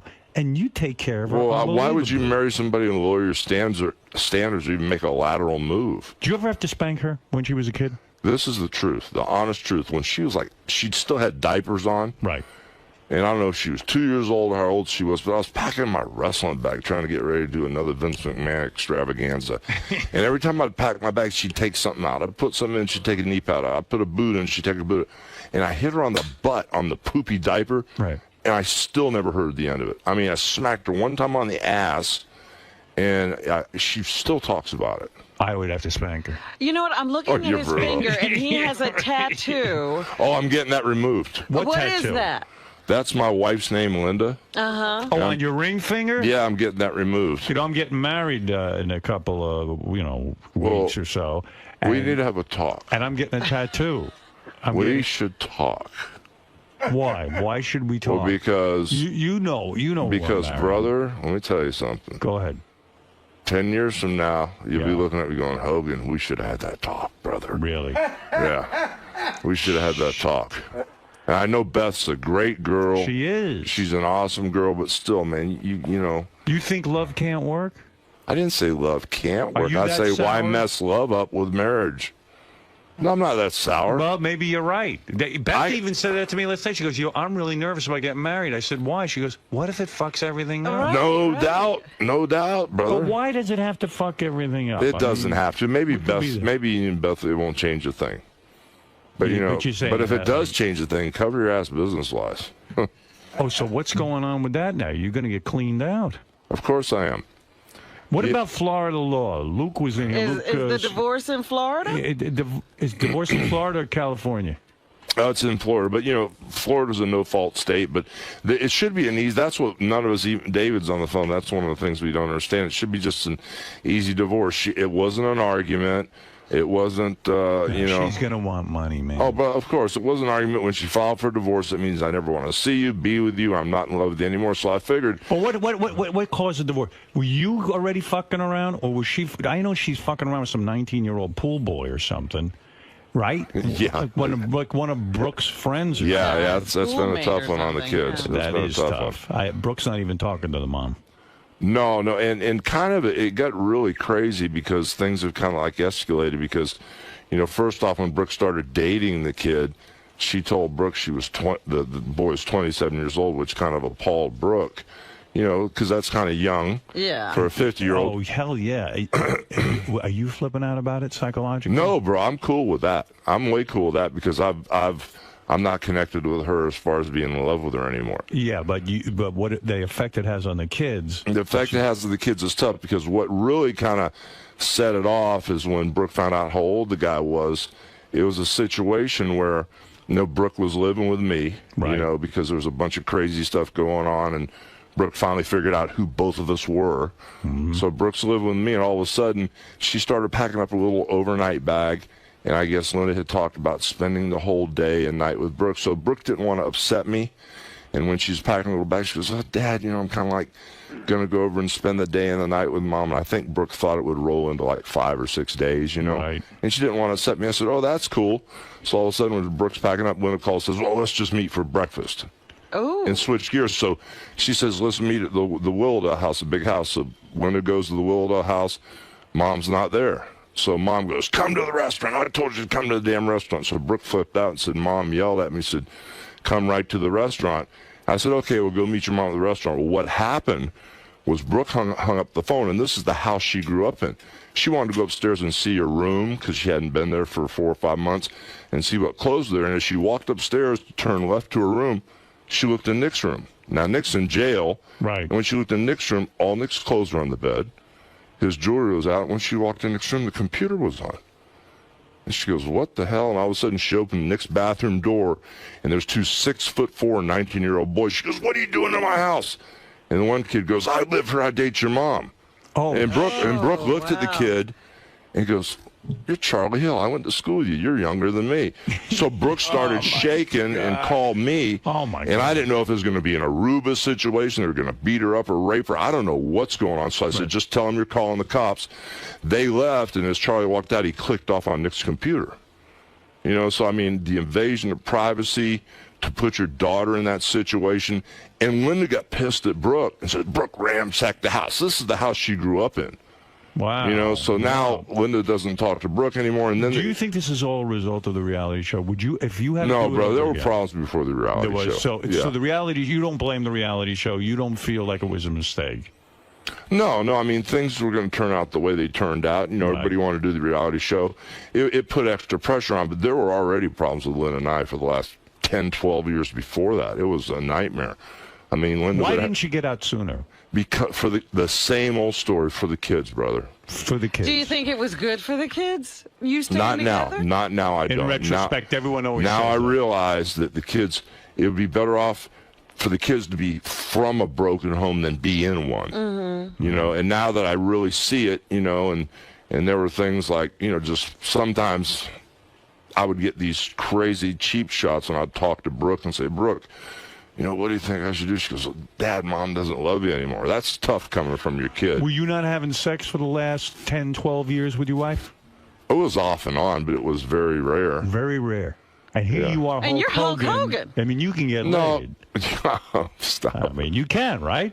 Well, I'm dating a really nice 34-year-old girl right now. Did you move right into the dating the 34-year-old girl, or did No, you brother. go out and have a little fun? Brother, I didn't have anything. I've been through this crazy transformation. I don't want to Bible thump you, but on my wrist I have awareness. Yeah. And I have grateful because When did you put that on? Right when all this stuff going down, I was soul searching because I went to a really bad place for a while. I got You just got those tattoos. Yeah, about 6 months ago. I went to a really bad place, and I got really weird. I was so depressed. You? My family was no. Oh, thanks, Robin. What do you mean by weird? What do you mean by weird? I just was so depressed that I lost, my wife, and she walked away after 23 years. Even But though we you were should have fighting, been happy because you were miserable. I wasn't happy because, bro, I thought that when you put your hand on the Bible and you said, "Till death do us part, through better or worse," that we would go through this and get through it. I had no idea that the final argument would end up in divorce or whatever. So I kind of got by myself. I was in this big house seeing all my kids' pictures and everything. And with nobody in there, your mind starts playing games on you. Right. You start drinking a few beers and you and you get a little weird. Were you thinking you were going to kill yourself? I had some weird thoughts. No shit. I had some weird, but Did you take a gun out and try to kill yourself? No, I didn't take a gun out and try to kill myself. I had a gun in the house. I've got a permit. I've never shot the gun, never brandished the gun, never anything. But the gun is there, and the thought process goes through your head. But at the end of the day, the overriding thought is your kids. And so you go through this huge depression, and, I started praying. Well, I was praying the last couple of New Years to be happy. That's all I wanted to be, was happy.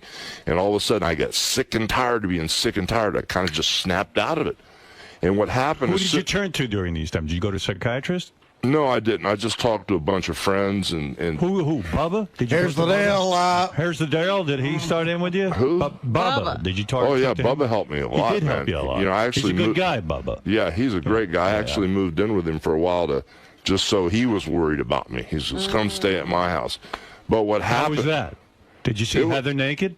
No, You did not. Not even during that time. But that was tough because when I was staying with Bubba, every morning I'd come down and I'd see his two kids, so that was tough. Right. And all of a sudden, now you're living in Bubba's house. You're not with your family. That is depressing. Yeah, but that's okay. But Bubba were has you a boy and a girl, and, and you I'm weren't sure getting- that reminded you. And you weren't going out and meeting girls at that point? I was going out and drinking and running around, but I was too depressed How to talk long to did it anybody. take you from the time that you and your wife said, "Okay, that's it, it's over, I'm moving out"? How long did it take you before you start dating? Do you wait an hour, a half hour? How long do you wait? Honestly, I want Well, I you to be really real. have never dated, Okay. How long before you But, get married? it probably took a couple months before I met somebody that was really Well, what cool. did you do for those couple of months? Did you get any No. pussy? No, bro. Nothing. Dude, you can't Dude, even... that's why you were depressed. No, it's not even... Let me tell you something. When you're that upset mentally, nothing works. Oh, that works. No, it doesn't. Trust me. Okay, well, okay. You've never been that You should have depressed. called me. Never mind, Bubba. Well, you're not my type. I would have told you what to do. I'm not your type. No, but it's, the thing was, I just get sick and tired of being sick and tired. In the last couple of years, I just prayed to be happy. And I thought you were happier. Like when I see you at the wedding, when you're hanging out with your daughter and your son, you were way happier, felt way younger, way more forceful than when you were standing next to your wife. Yeah. Well, let me tell you what happened to me. I actually didn't think I could go to this buyer's meeting and sales meeting for Walmart. Right. And I had Hogan Energy in Walmart. And all of a sudden, I went to Texas. I didn't think I'd go, and I spent 2 days there talking to the buyers and everything about Hogan Energy. And on the way back on the plane, I was moaning and complaining to some guy in first class, and this lady tapped me on the shoulder. She goes, "You need this book." And all of a sudden, I looked at my watch. I had like an hour on the plane, so I can read real slow in microscope a script, a 100-page script, and take 8 hours. Like I'm blocking it and shooting every scene. Right. Or I can speed read through a 100-page script in like 20 minutes. So I started speed reading through this book, and I saw what it was. I broke a sweat. I went, "Oh my God, I don't want to give this book back." And as I was reading and flipping out, right when the landing gear was going down, the lady goes, "Keep the book." And the book was The Secret. What is The Secret? It's You don't know The Secret? I know Private Parts. The only book I ever read. Okay, that's a hell of a book, too. But I don't want to Bible thump you, but it had to parallel what I believe religiously. It couldn't be a snake oil type deal. So religiously... Did you read The Secret, Robin? I've read The Secret. Did it do something for you? Absolutely. So what happened Should was... I read this? You'd probably be cool. You'd probably dig it. Okay. If you don't want to read it, they got a DVD. But what it does... DVD is good, too. Yeah, it's awesome. But someone reads it to you. Yeah. Oh, but what it does is it kind of paralleled what I believe, because I'm a Christian. I believe that the brother died on the cross to pay for my sins, everlasting life, all that stuff. You call Jesus the brother. You buy into all of that. Well, I'm not going to go down that road and Bible thump you, but what it does is for me to read The Secret and buy into it. God created energy and all this stuff, and that's what The Secret is about. It got you out of your depression. Right, and it's all about positive thinking and the law of attraction. Just like the law of gravity really works, whether you know it or not. Right. The law of attraction is a real scientific law. We've got negative and positive charges. We emit vibrations. And you're saying between a man and a woman? No, between anything. Similar vibrations attract. Like if you're in a great mood and you're happy, oh my gosh, you'll attract those type of vibes. If you're depressed, manic, you're going to attract other... Thank you. Yeah, and so I started reading that, Law of Attraction. I figured it out that, for 20 years, I was doing training, prayers, and vitamins. I was unconscious, and I didn't know what I was doing, but that was all positive stuff. And the Law of Attraction works whether you like it or not. So I attracted career, money, and whatever I attracted. Now, all of a sudden, I became aware. Yes. I'm conscious, and this is a real law I can use, so... I can manifest and be happy and attract the right people and the right business and stuff. So that's what got me out of my thing. Got you out of your thing. Yeah. And so what was it like after all those years of marriage? You finally get a new chick. Talk to me about somebody that. you can have regular sex with. Let me tell you. Locked up in a fucking prison. Let me tell you this first. The only way I can describe it is I was breathing all this dirty air, and I thought we were supposed to hate and be miserable and life sucks. And even though we went out with these people and we had a nice dinner, as soon as they leave, oh, I hate them, they're no good. And I was so used to this mindset of being negative, and it was all this dirty air. As soon as I went out and breathed clean air, I went, oh my God, life is beautiful, people are nice, and so you realized when you were in your marriage with your wife, you got into some negative air. Yeah, bro. You became negative about people. Yeah. Everything became a bummer. Everyone was out to get you, all this shit. And then all of a sudden, your eyes are opened up and you say, you know what? I think I feel like I'm a better person. I don't have to be so angry. And even with all the things that are going down, people go, we're praying for you. They're supportive. They're so nice to me. Even with all these things going down, civil case, my son, the criminal case. Why are you responsible for your... Okay, your son had... No, let me finish 1 second. All the stuff that's going down, I'm happier now than I was when I was married. I believe it. I swear to you. I believe it. You still got stuff going on, though, just like Howard said. Those tapes came out of the prison conversation. That doesn't seem right to me. Like, isn't that private shit? We're going to court now to decide if that's public content, because if that's the case, why haven't we heard the Charles Manson tapes? Why haven't we heard all the OJ tapes, the Paris Hilton tapes, the Ted Bundy who killed all the Coeds in Florida? Those tapes were never released. OJ talking to his lawyers. Yeah, I would like all to that stuff's never been released. So all of a sudden they release it, and they release it with a juvenile, a child that's talking. And Nick even signed a paper when he went in jail saying he wanted no publicity. Right. So the Pinellas County legal team made this decision to release the tapes now. Is this the most painful thing you ever went through in your life, seeing your son be in jail? Yeah, bro. This is the worst, right? But he's doing better. He's doing better because he was sentenced to, first off, everybody that ever had reckless driving, serious bodily injury, or reckless driving and vehicular homicide where the person died when they're under 18, they always get probation. Right. But Nick got sentenced to 8 months minimum security. And the truth is, we didn't realize he was going to get put to jail, but he took it like a man. He was accountable. He was responsible. He didn't even turn around and look at me when he got sentenced, which killed me. He just took it like a man. He went in thinking he was getting minimum security. They took him to an adult prison and put him in solitary confinement. Wow. I mean, this isn't just maximum security where, the murderers and the rapists, hang out.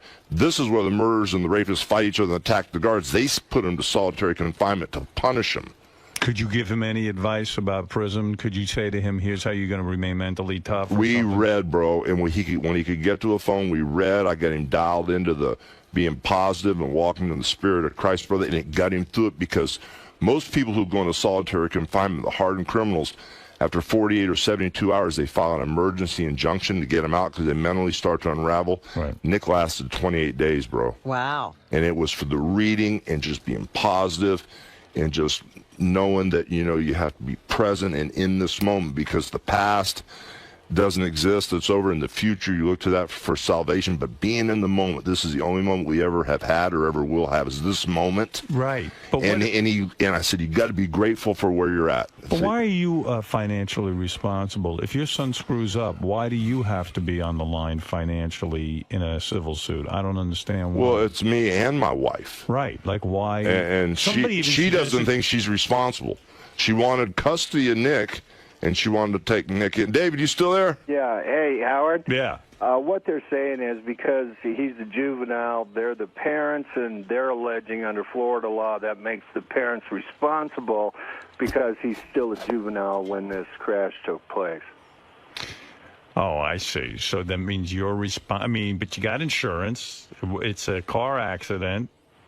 You don't have insurance. I had minimal insurance because Linda told my bookkeeper we didn't want to pay expensive insurance, so we basically had no insurance. Oof. Oh, shit. Wow. Yes, sir, brother. Ooh, yeah. Oh, so you got a lot going on, man. Yeah, but it's all cool, man. I'm happy. You're not going to crack. No, I'm good now. I could have, but now I'm good. So now you got lawyers working on it, like Dave here on the phone, and he's working things out. Right. But it's a lot of pressure on you mentally. I mean, come on. It is, brother, but you know what? You worked your whole life. You banged your body up. I mean, you've been through a lot of shit. Yeah. You hustled. So now to have your financial empire, you got your wife involved in trying to figure out how much money she's going to get. She wants it all. She wants it all. All of it. And then you got this lawsuit through what happened with your son. How much wrestling did she do? She did none, but I mean, she was on the Hogan Knows Best for 4 years. She ran a restaurant for 6 years. She's generated income, but now she's acting like she can't work, of course. Mm-hmm. And, she wants to make a career out of me, whatever she can do. And she wants all the trademarks and all the, just everything. It's like she wants it all. How are you going to sort this? It's going to take years to sort all this out, isn't it? Whatever. Yeah. It's all good. So tell me about something good so you finally, this is what I want to know. You've been married, you were married, 34 years? 20-something? 23. 23 years with the same woman. I don't know if you fucked around during the marriage or not. But he's not answering. He's not answering. Don't answer anything, Terrence. Don't answer anything? Are you serious? No, wait a second. Are you serious, David? Yeah, no, you can answer other things. Other things. Don't answer that? Of course not.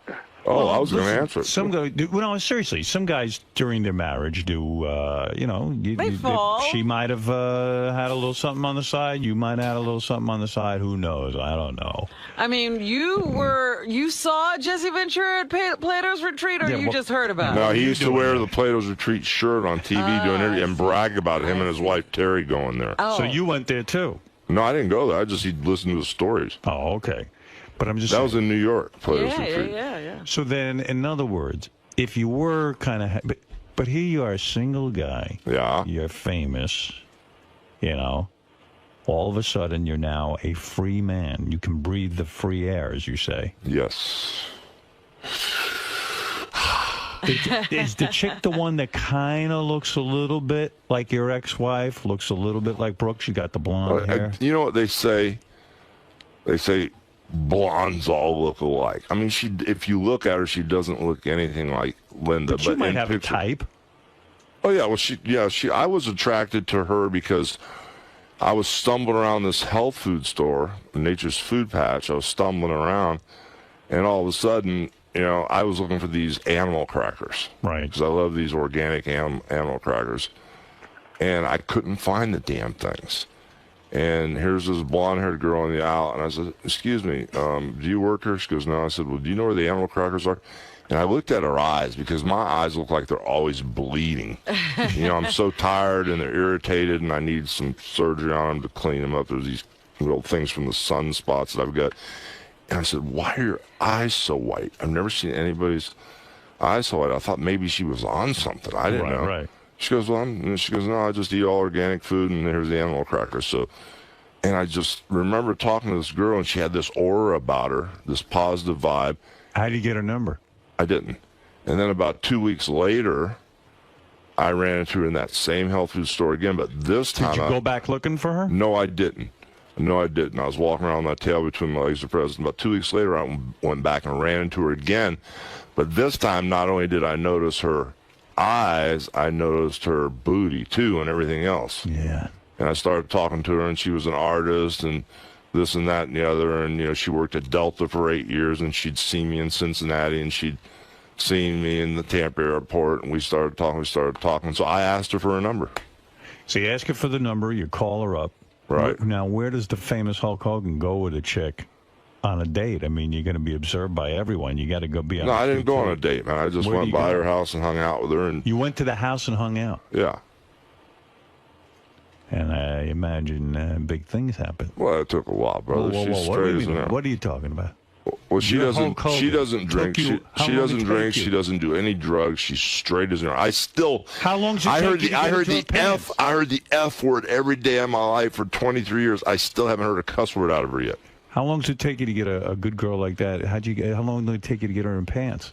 Dude, I ain't going there. What are you talking about? I ain't going there. You figure it out. You know the answers to everything. 2 weeks. 2 weeks. Quicker. Son of a bitch.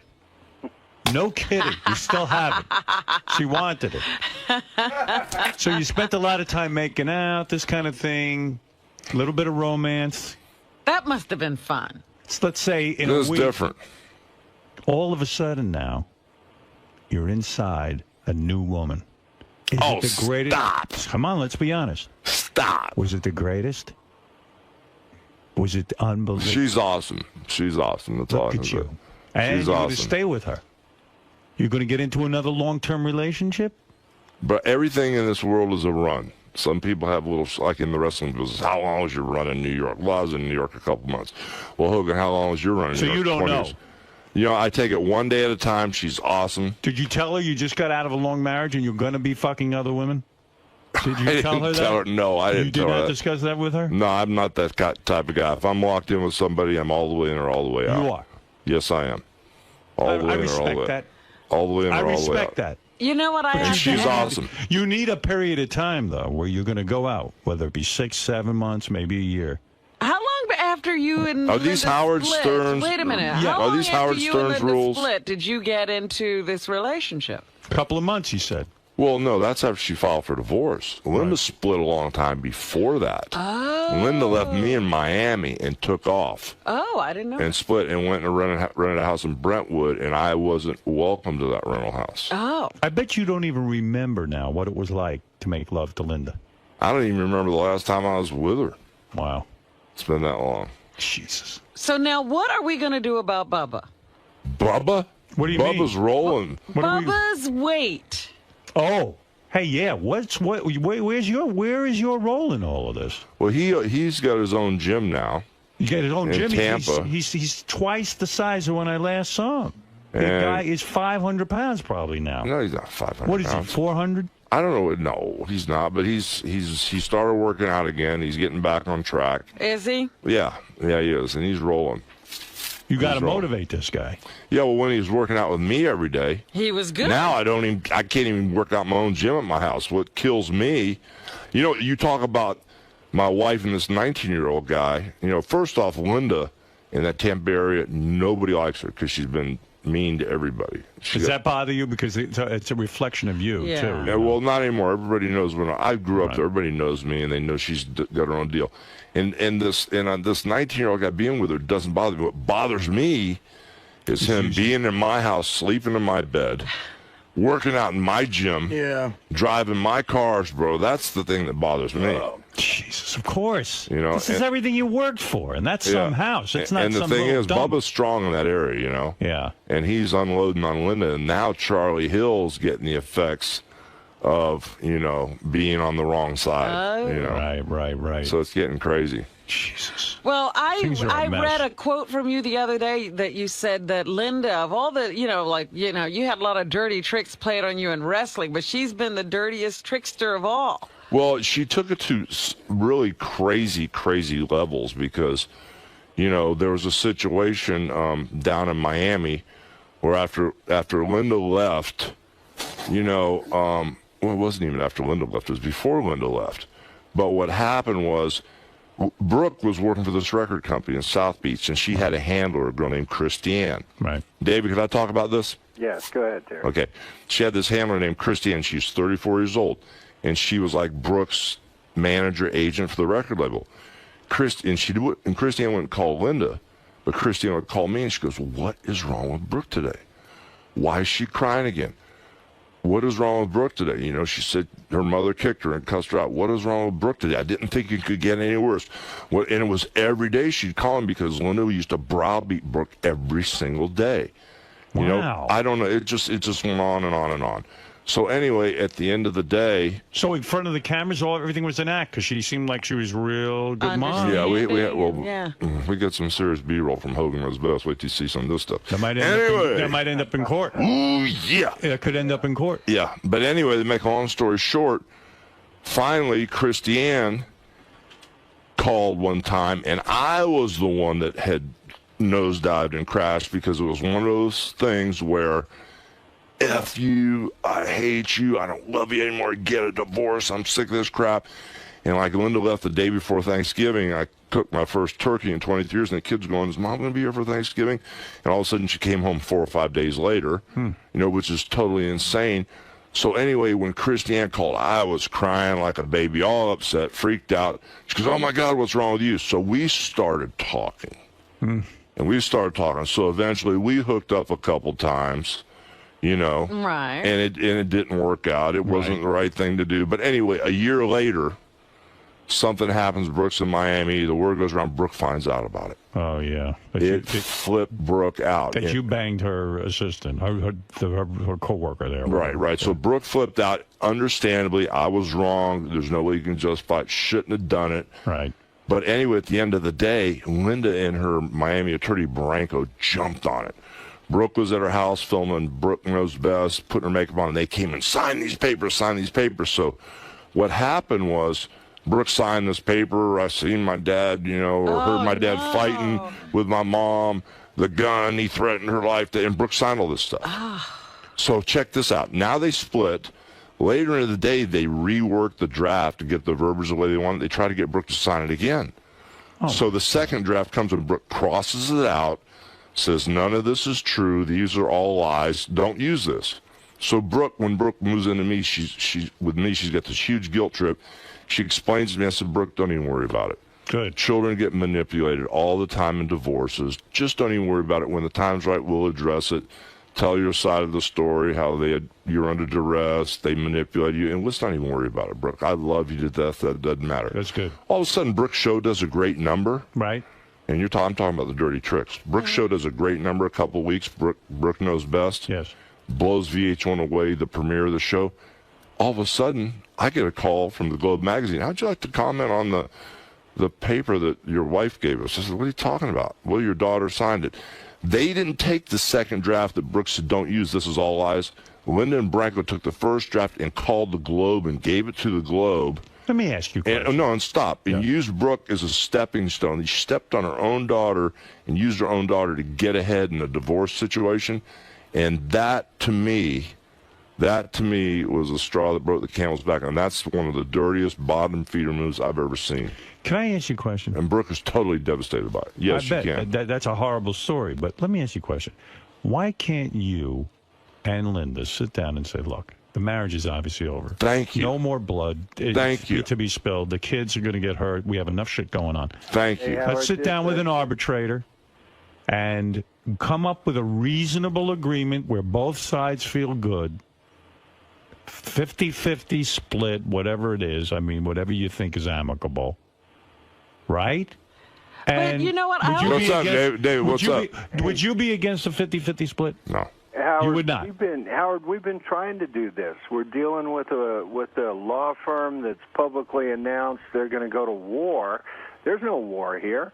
All that Hulk wants to do is get the case settled, and that's what we're going to try to do again coming up in August. I always love when people say, "Why can't you?" Because one party won't do it. Exactly. Well, why not though? But why does I don't. This really is her know. last really hurrah. Linda. When Linda's done with me, who's she going to be? It's her last hurrah. At the end of the day, there's no custody here. It's a real simple divorce. Like everybody said, it's a real simple divorce. But in People magazine, Linda's attorney from Miami, Branko, goes, we're going to go to war. I'm going. And what Linda doesn't understand is this Branko, because a lot of people in Miami know him. I hired a forensic accountant that knows the guy. And I said, what's up with this guy? He says, Branko hasn't generated enough fees yet or hasn't got enough publicity. That's why it's not over. Because you would save a lot, with all respect to Dave here, you would save a lot of money in legal fees. You're probably going to rack up millions of dollars in legal fees. This is money if this keeps going on. This is money that you could split. This is money that Linda could have had. This is money I wanted to give to my kids. Right. That they're churning and burning up. But the thing is, they just want a war. They just want a war. So you're caught in hell. This is why marriage is hell. This is the worst part of it. Yes. David, any comment? No, look, what we're going to do is we're going to try to sit down with them, try to pound some sense into them. This isn't about lawyers getting in the newspaper. We're dealing with people. We need to settle this case, resolve it. There's nothing to fight about. Yeah, it sounds like you're both in the position now where you have to embarrass each other and keep answering each other's accusations, and it's just getting uglier and uglier, and you need this behind you. Well, the weird thing is, she's bringing everybody into it, her family, her mother, and everybody. I've done business with her mother. Could you go and knock on her door and say, listen. Linda? Linda. No. Could you go and knock on her door and say, do you have a restraining order against you? No, but she had the cops pull me over and lied to him. And what'd she say? And the cops pulled me over when I was going to my apartment because Linda has both houses. Why is that? Oh, Jesus, dude. Because, wait a second. Why don't you have one of the homes? Because when it came down to this whole, when Linda filed for divorce, I talked to my kids and I said, look, guys, and I had no idea Linda was in the kids' ears. And Brooks told me what's been going on all these years. I didn't know that. Right. That Linda's telling Brooke and Nick, your father threatened to kill me, and if you tell him, he will kill me. He will kill me. I went, what? I mean, but there's all kind of stuff she's been she feeding. has the homes because she's told the kid no, she has the big home because when I asked the kids, I said, where do you guys want to live? I said, if you want to, I've got equal power with your mother.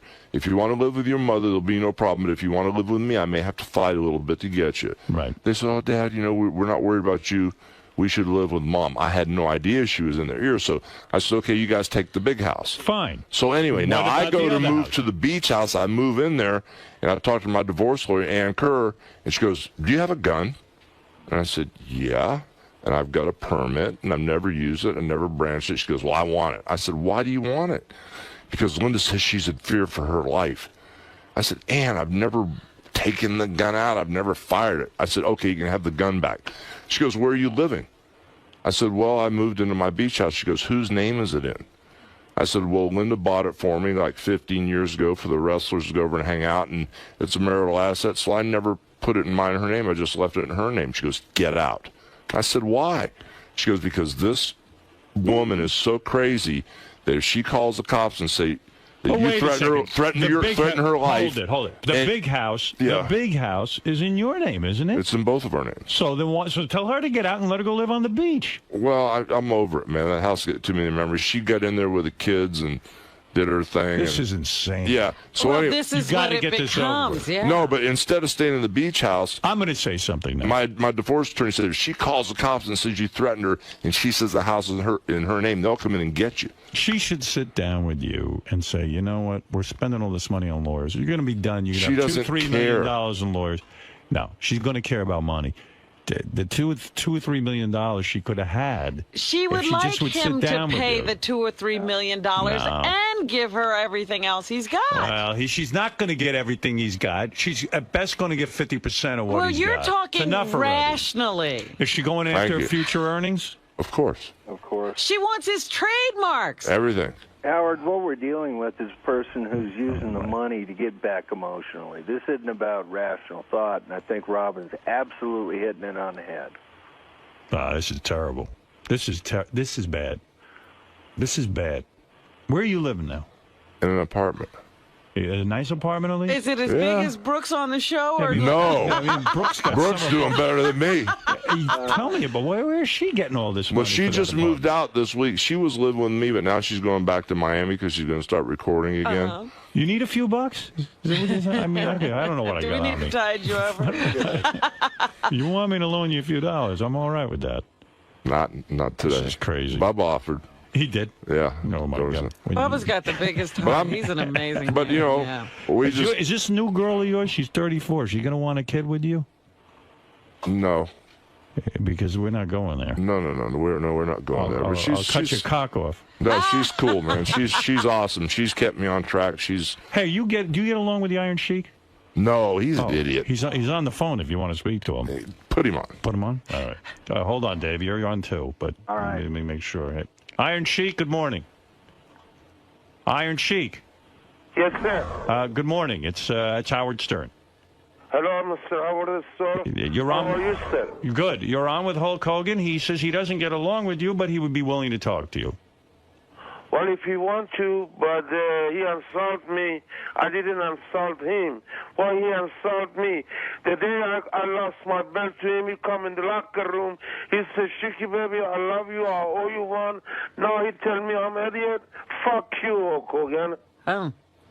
What is this about? Because I've heard Iron Sheik say this before. He says the day he lost the belt to you, you were going to do something for him. You promised him. Something was going to happen. What do you want Hulk to do? I mean, Hulk's kind of down and out right now. He's going through a lot of shit. I mean, what do you want him to do for you, Sheik? Well, I'm same thing. My wife left me. I live in the apartment. I'm broke, and especially I'm not on your show anymore since Killer Comedian. But I want to let you know over the story. Your radio is number one in the world. You're number one. Thank you. Hulk Hogan used to get along with him, but he. Do you want to move in with the Hulk? He bullshit me since that he respects me because. Hulk, what about that? New Jersey, he said, Shiki, baby, I love you. And I lost my belt to him. He said, Shiki, baby, I owe you one.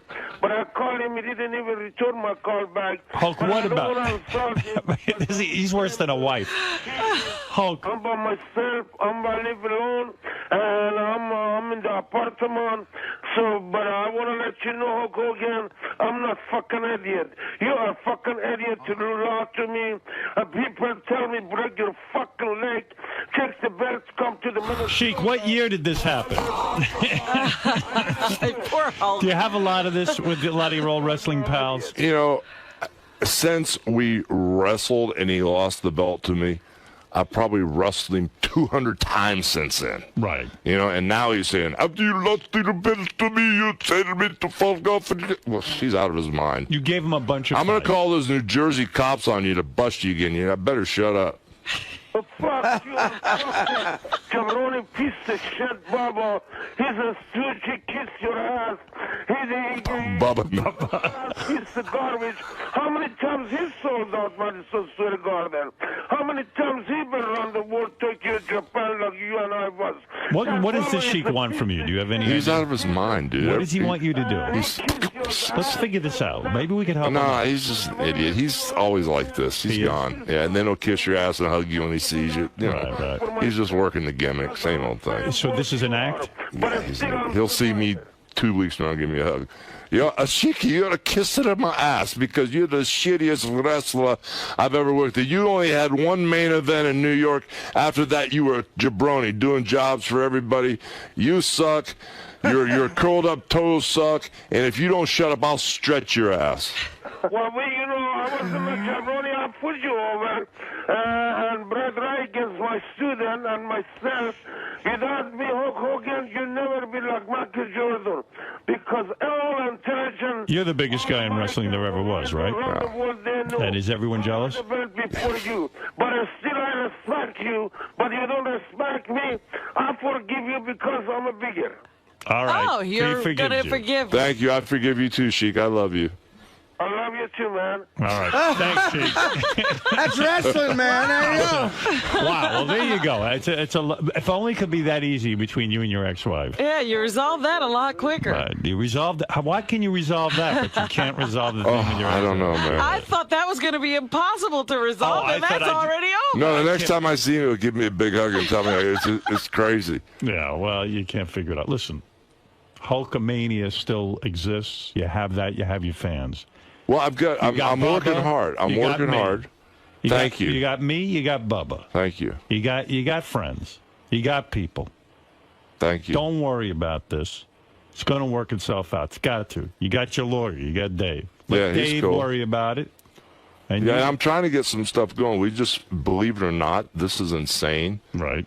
We just got done filming Celebrity Championship Wrestling. What? Now, what is that? It's insane. Now, what are you saying? What are you talking It's about? the craziest thing. Listen, check this out. Brutus, who's out in the hallway, was one of my coaches. Right.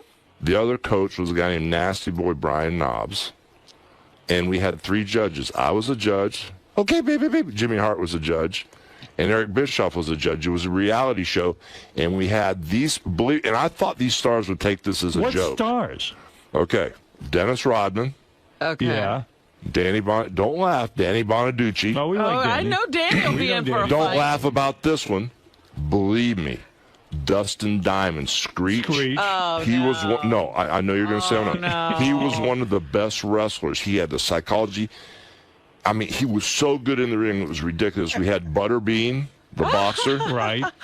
And the best athlete of all. This is going to blow your mind. Todd Bridges. Is it a good show? Oh, dude. When does that air? Now, let me tell you something. In October, and it's on CMT, and they gave us a good enough budget to really shoot the show the right way. And what is so crazy, I know a little bit about wrestling. I've watched the WWE. It's the only show in town. It's pretty much a cookie-cutter, repetitive type little situation. And I didn't watch for a while, but I've really been watching it lately just to microscope it. You still friends with Vince? Yeah. Okay. Wait till you see what we've got. I mean, it is going to blow your mind when you see, and Bubba's going to probably do the voiceovers for us. He said he would. But when you see what we've got, it's going to give, it's like the art form. It tells a story. It, you know, the good guys, the bad guys, you get on the edge of your seat, you cheer, you boo. It's what they're... That sounds, I would watch that. Yeah, it sounds interesting. It's not, and we had Tiffany. Oh, my God, when I eliminated Tiffany, you know how Donald Trump says you're fired? Yeah. You know what my line was? What was it? You're a jabroni. Get out of my ring. When I said it to Tiffany, the singer, she wanted to fight me. She went out in the parking lot, wanted to fight me. She becomes a wrestler, too? She wrestled. We had this girl named Erin that was Tabitha on Bewitched. We had this Playboy girl, Nikki Ziering. Yeah. And we had we this know Nikki. Trish Shell from The Real World that would in the hot tub with everybody doing her thing. You know? Really? And so it was insanely insane. Oh my God. And what about... This is the greatest of all. Frank Stallone. Yeah. Started out working his gimmick, doing his big brother Sly Stallone boxing gimmick. Yeah. 2 weeks into the show, he found himself. He became a full-blown drag queen. What? And I told Frank, I said, Frank, we don't have these clothes in wardrobe. He goes, don't worry, I'll bring them from home. Frank Stallone wore women's clothes? Wait till you see this. Full-blown drag queen. He found himself. What do you mean found himself? You mean he found his character. It has to be an extension of it has to be an extension of what you really are for So it to you're work. telling me he had a closet full of women's clothes at home? All I got to tell you is after the last show, when we had the rap party, he didn't take the eyelashes off. Oh, he didn't take the makeup off. Holy shit. He didn't take the clothes off. Frank Stallone found himself. Frank. I can't even believe it. Ask him about it. I told him I was going to. Also, what is this, American Gladiators, Monday nights at 8 o'clock on NBC? You're part of that? Yeah, bro. Oh, stop it, man. This is the second What is your... season. I don't know anything about American Gladiators. I'm going to tell Brooke never to talk to you again. Oh, I'm going to... You know, Layla you're Ali, lucky I'm getting married. Layla Ali you know is I'd be your son-in-law? I wish you were. Layla Ali... No, you don't. Yes, I do. Layla Ali... I treat her right, I'll tell you that. I know you would. Layla Ali is my co-host. And she wouldn't be in Playboy. Can I talk about Layla? Well, he's talking about marrying your daughter. Talking about marrying your daughter now, and you're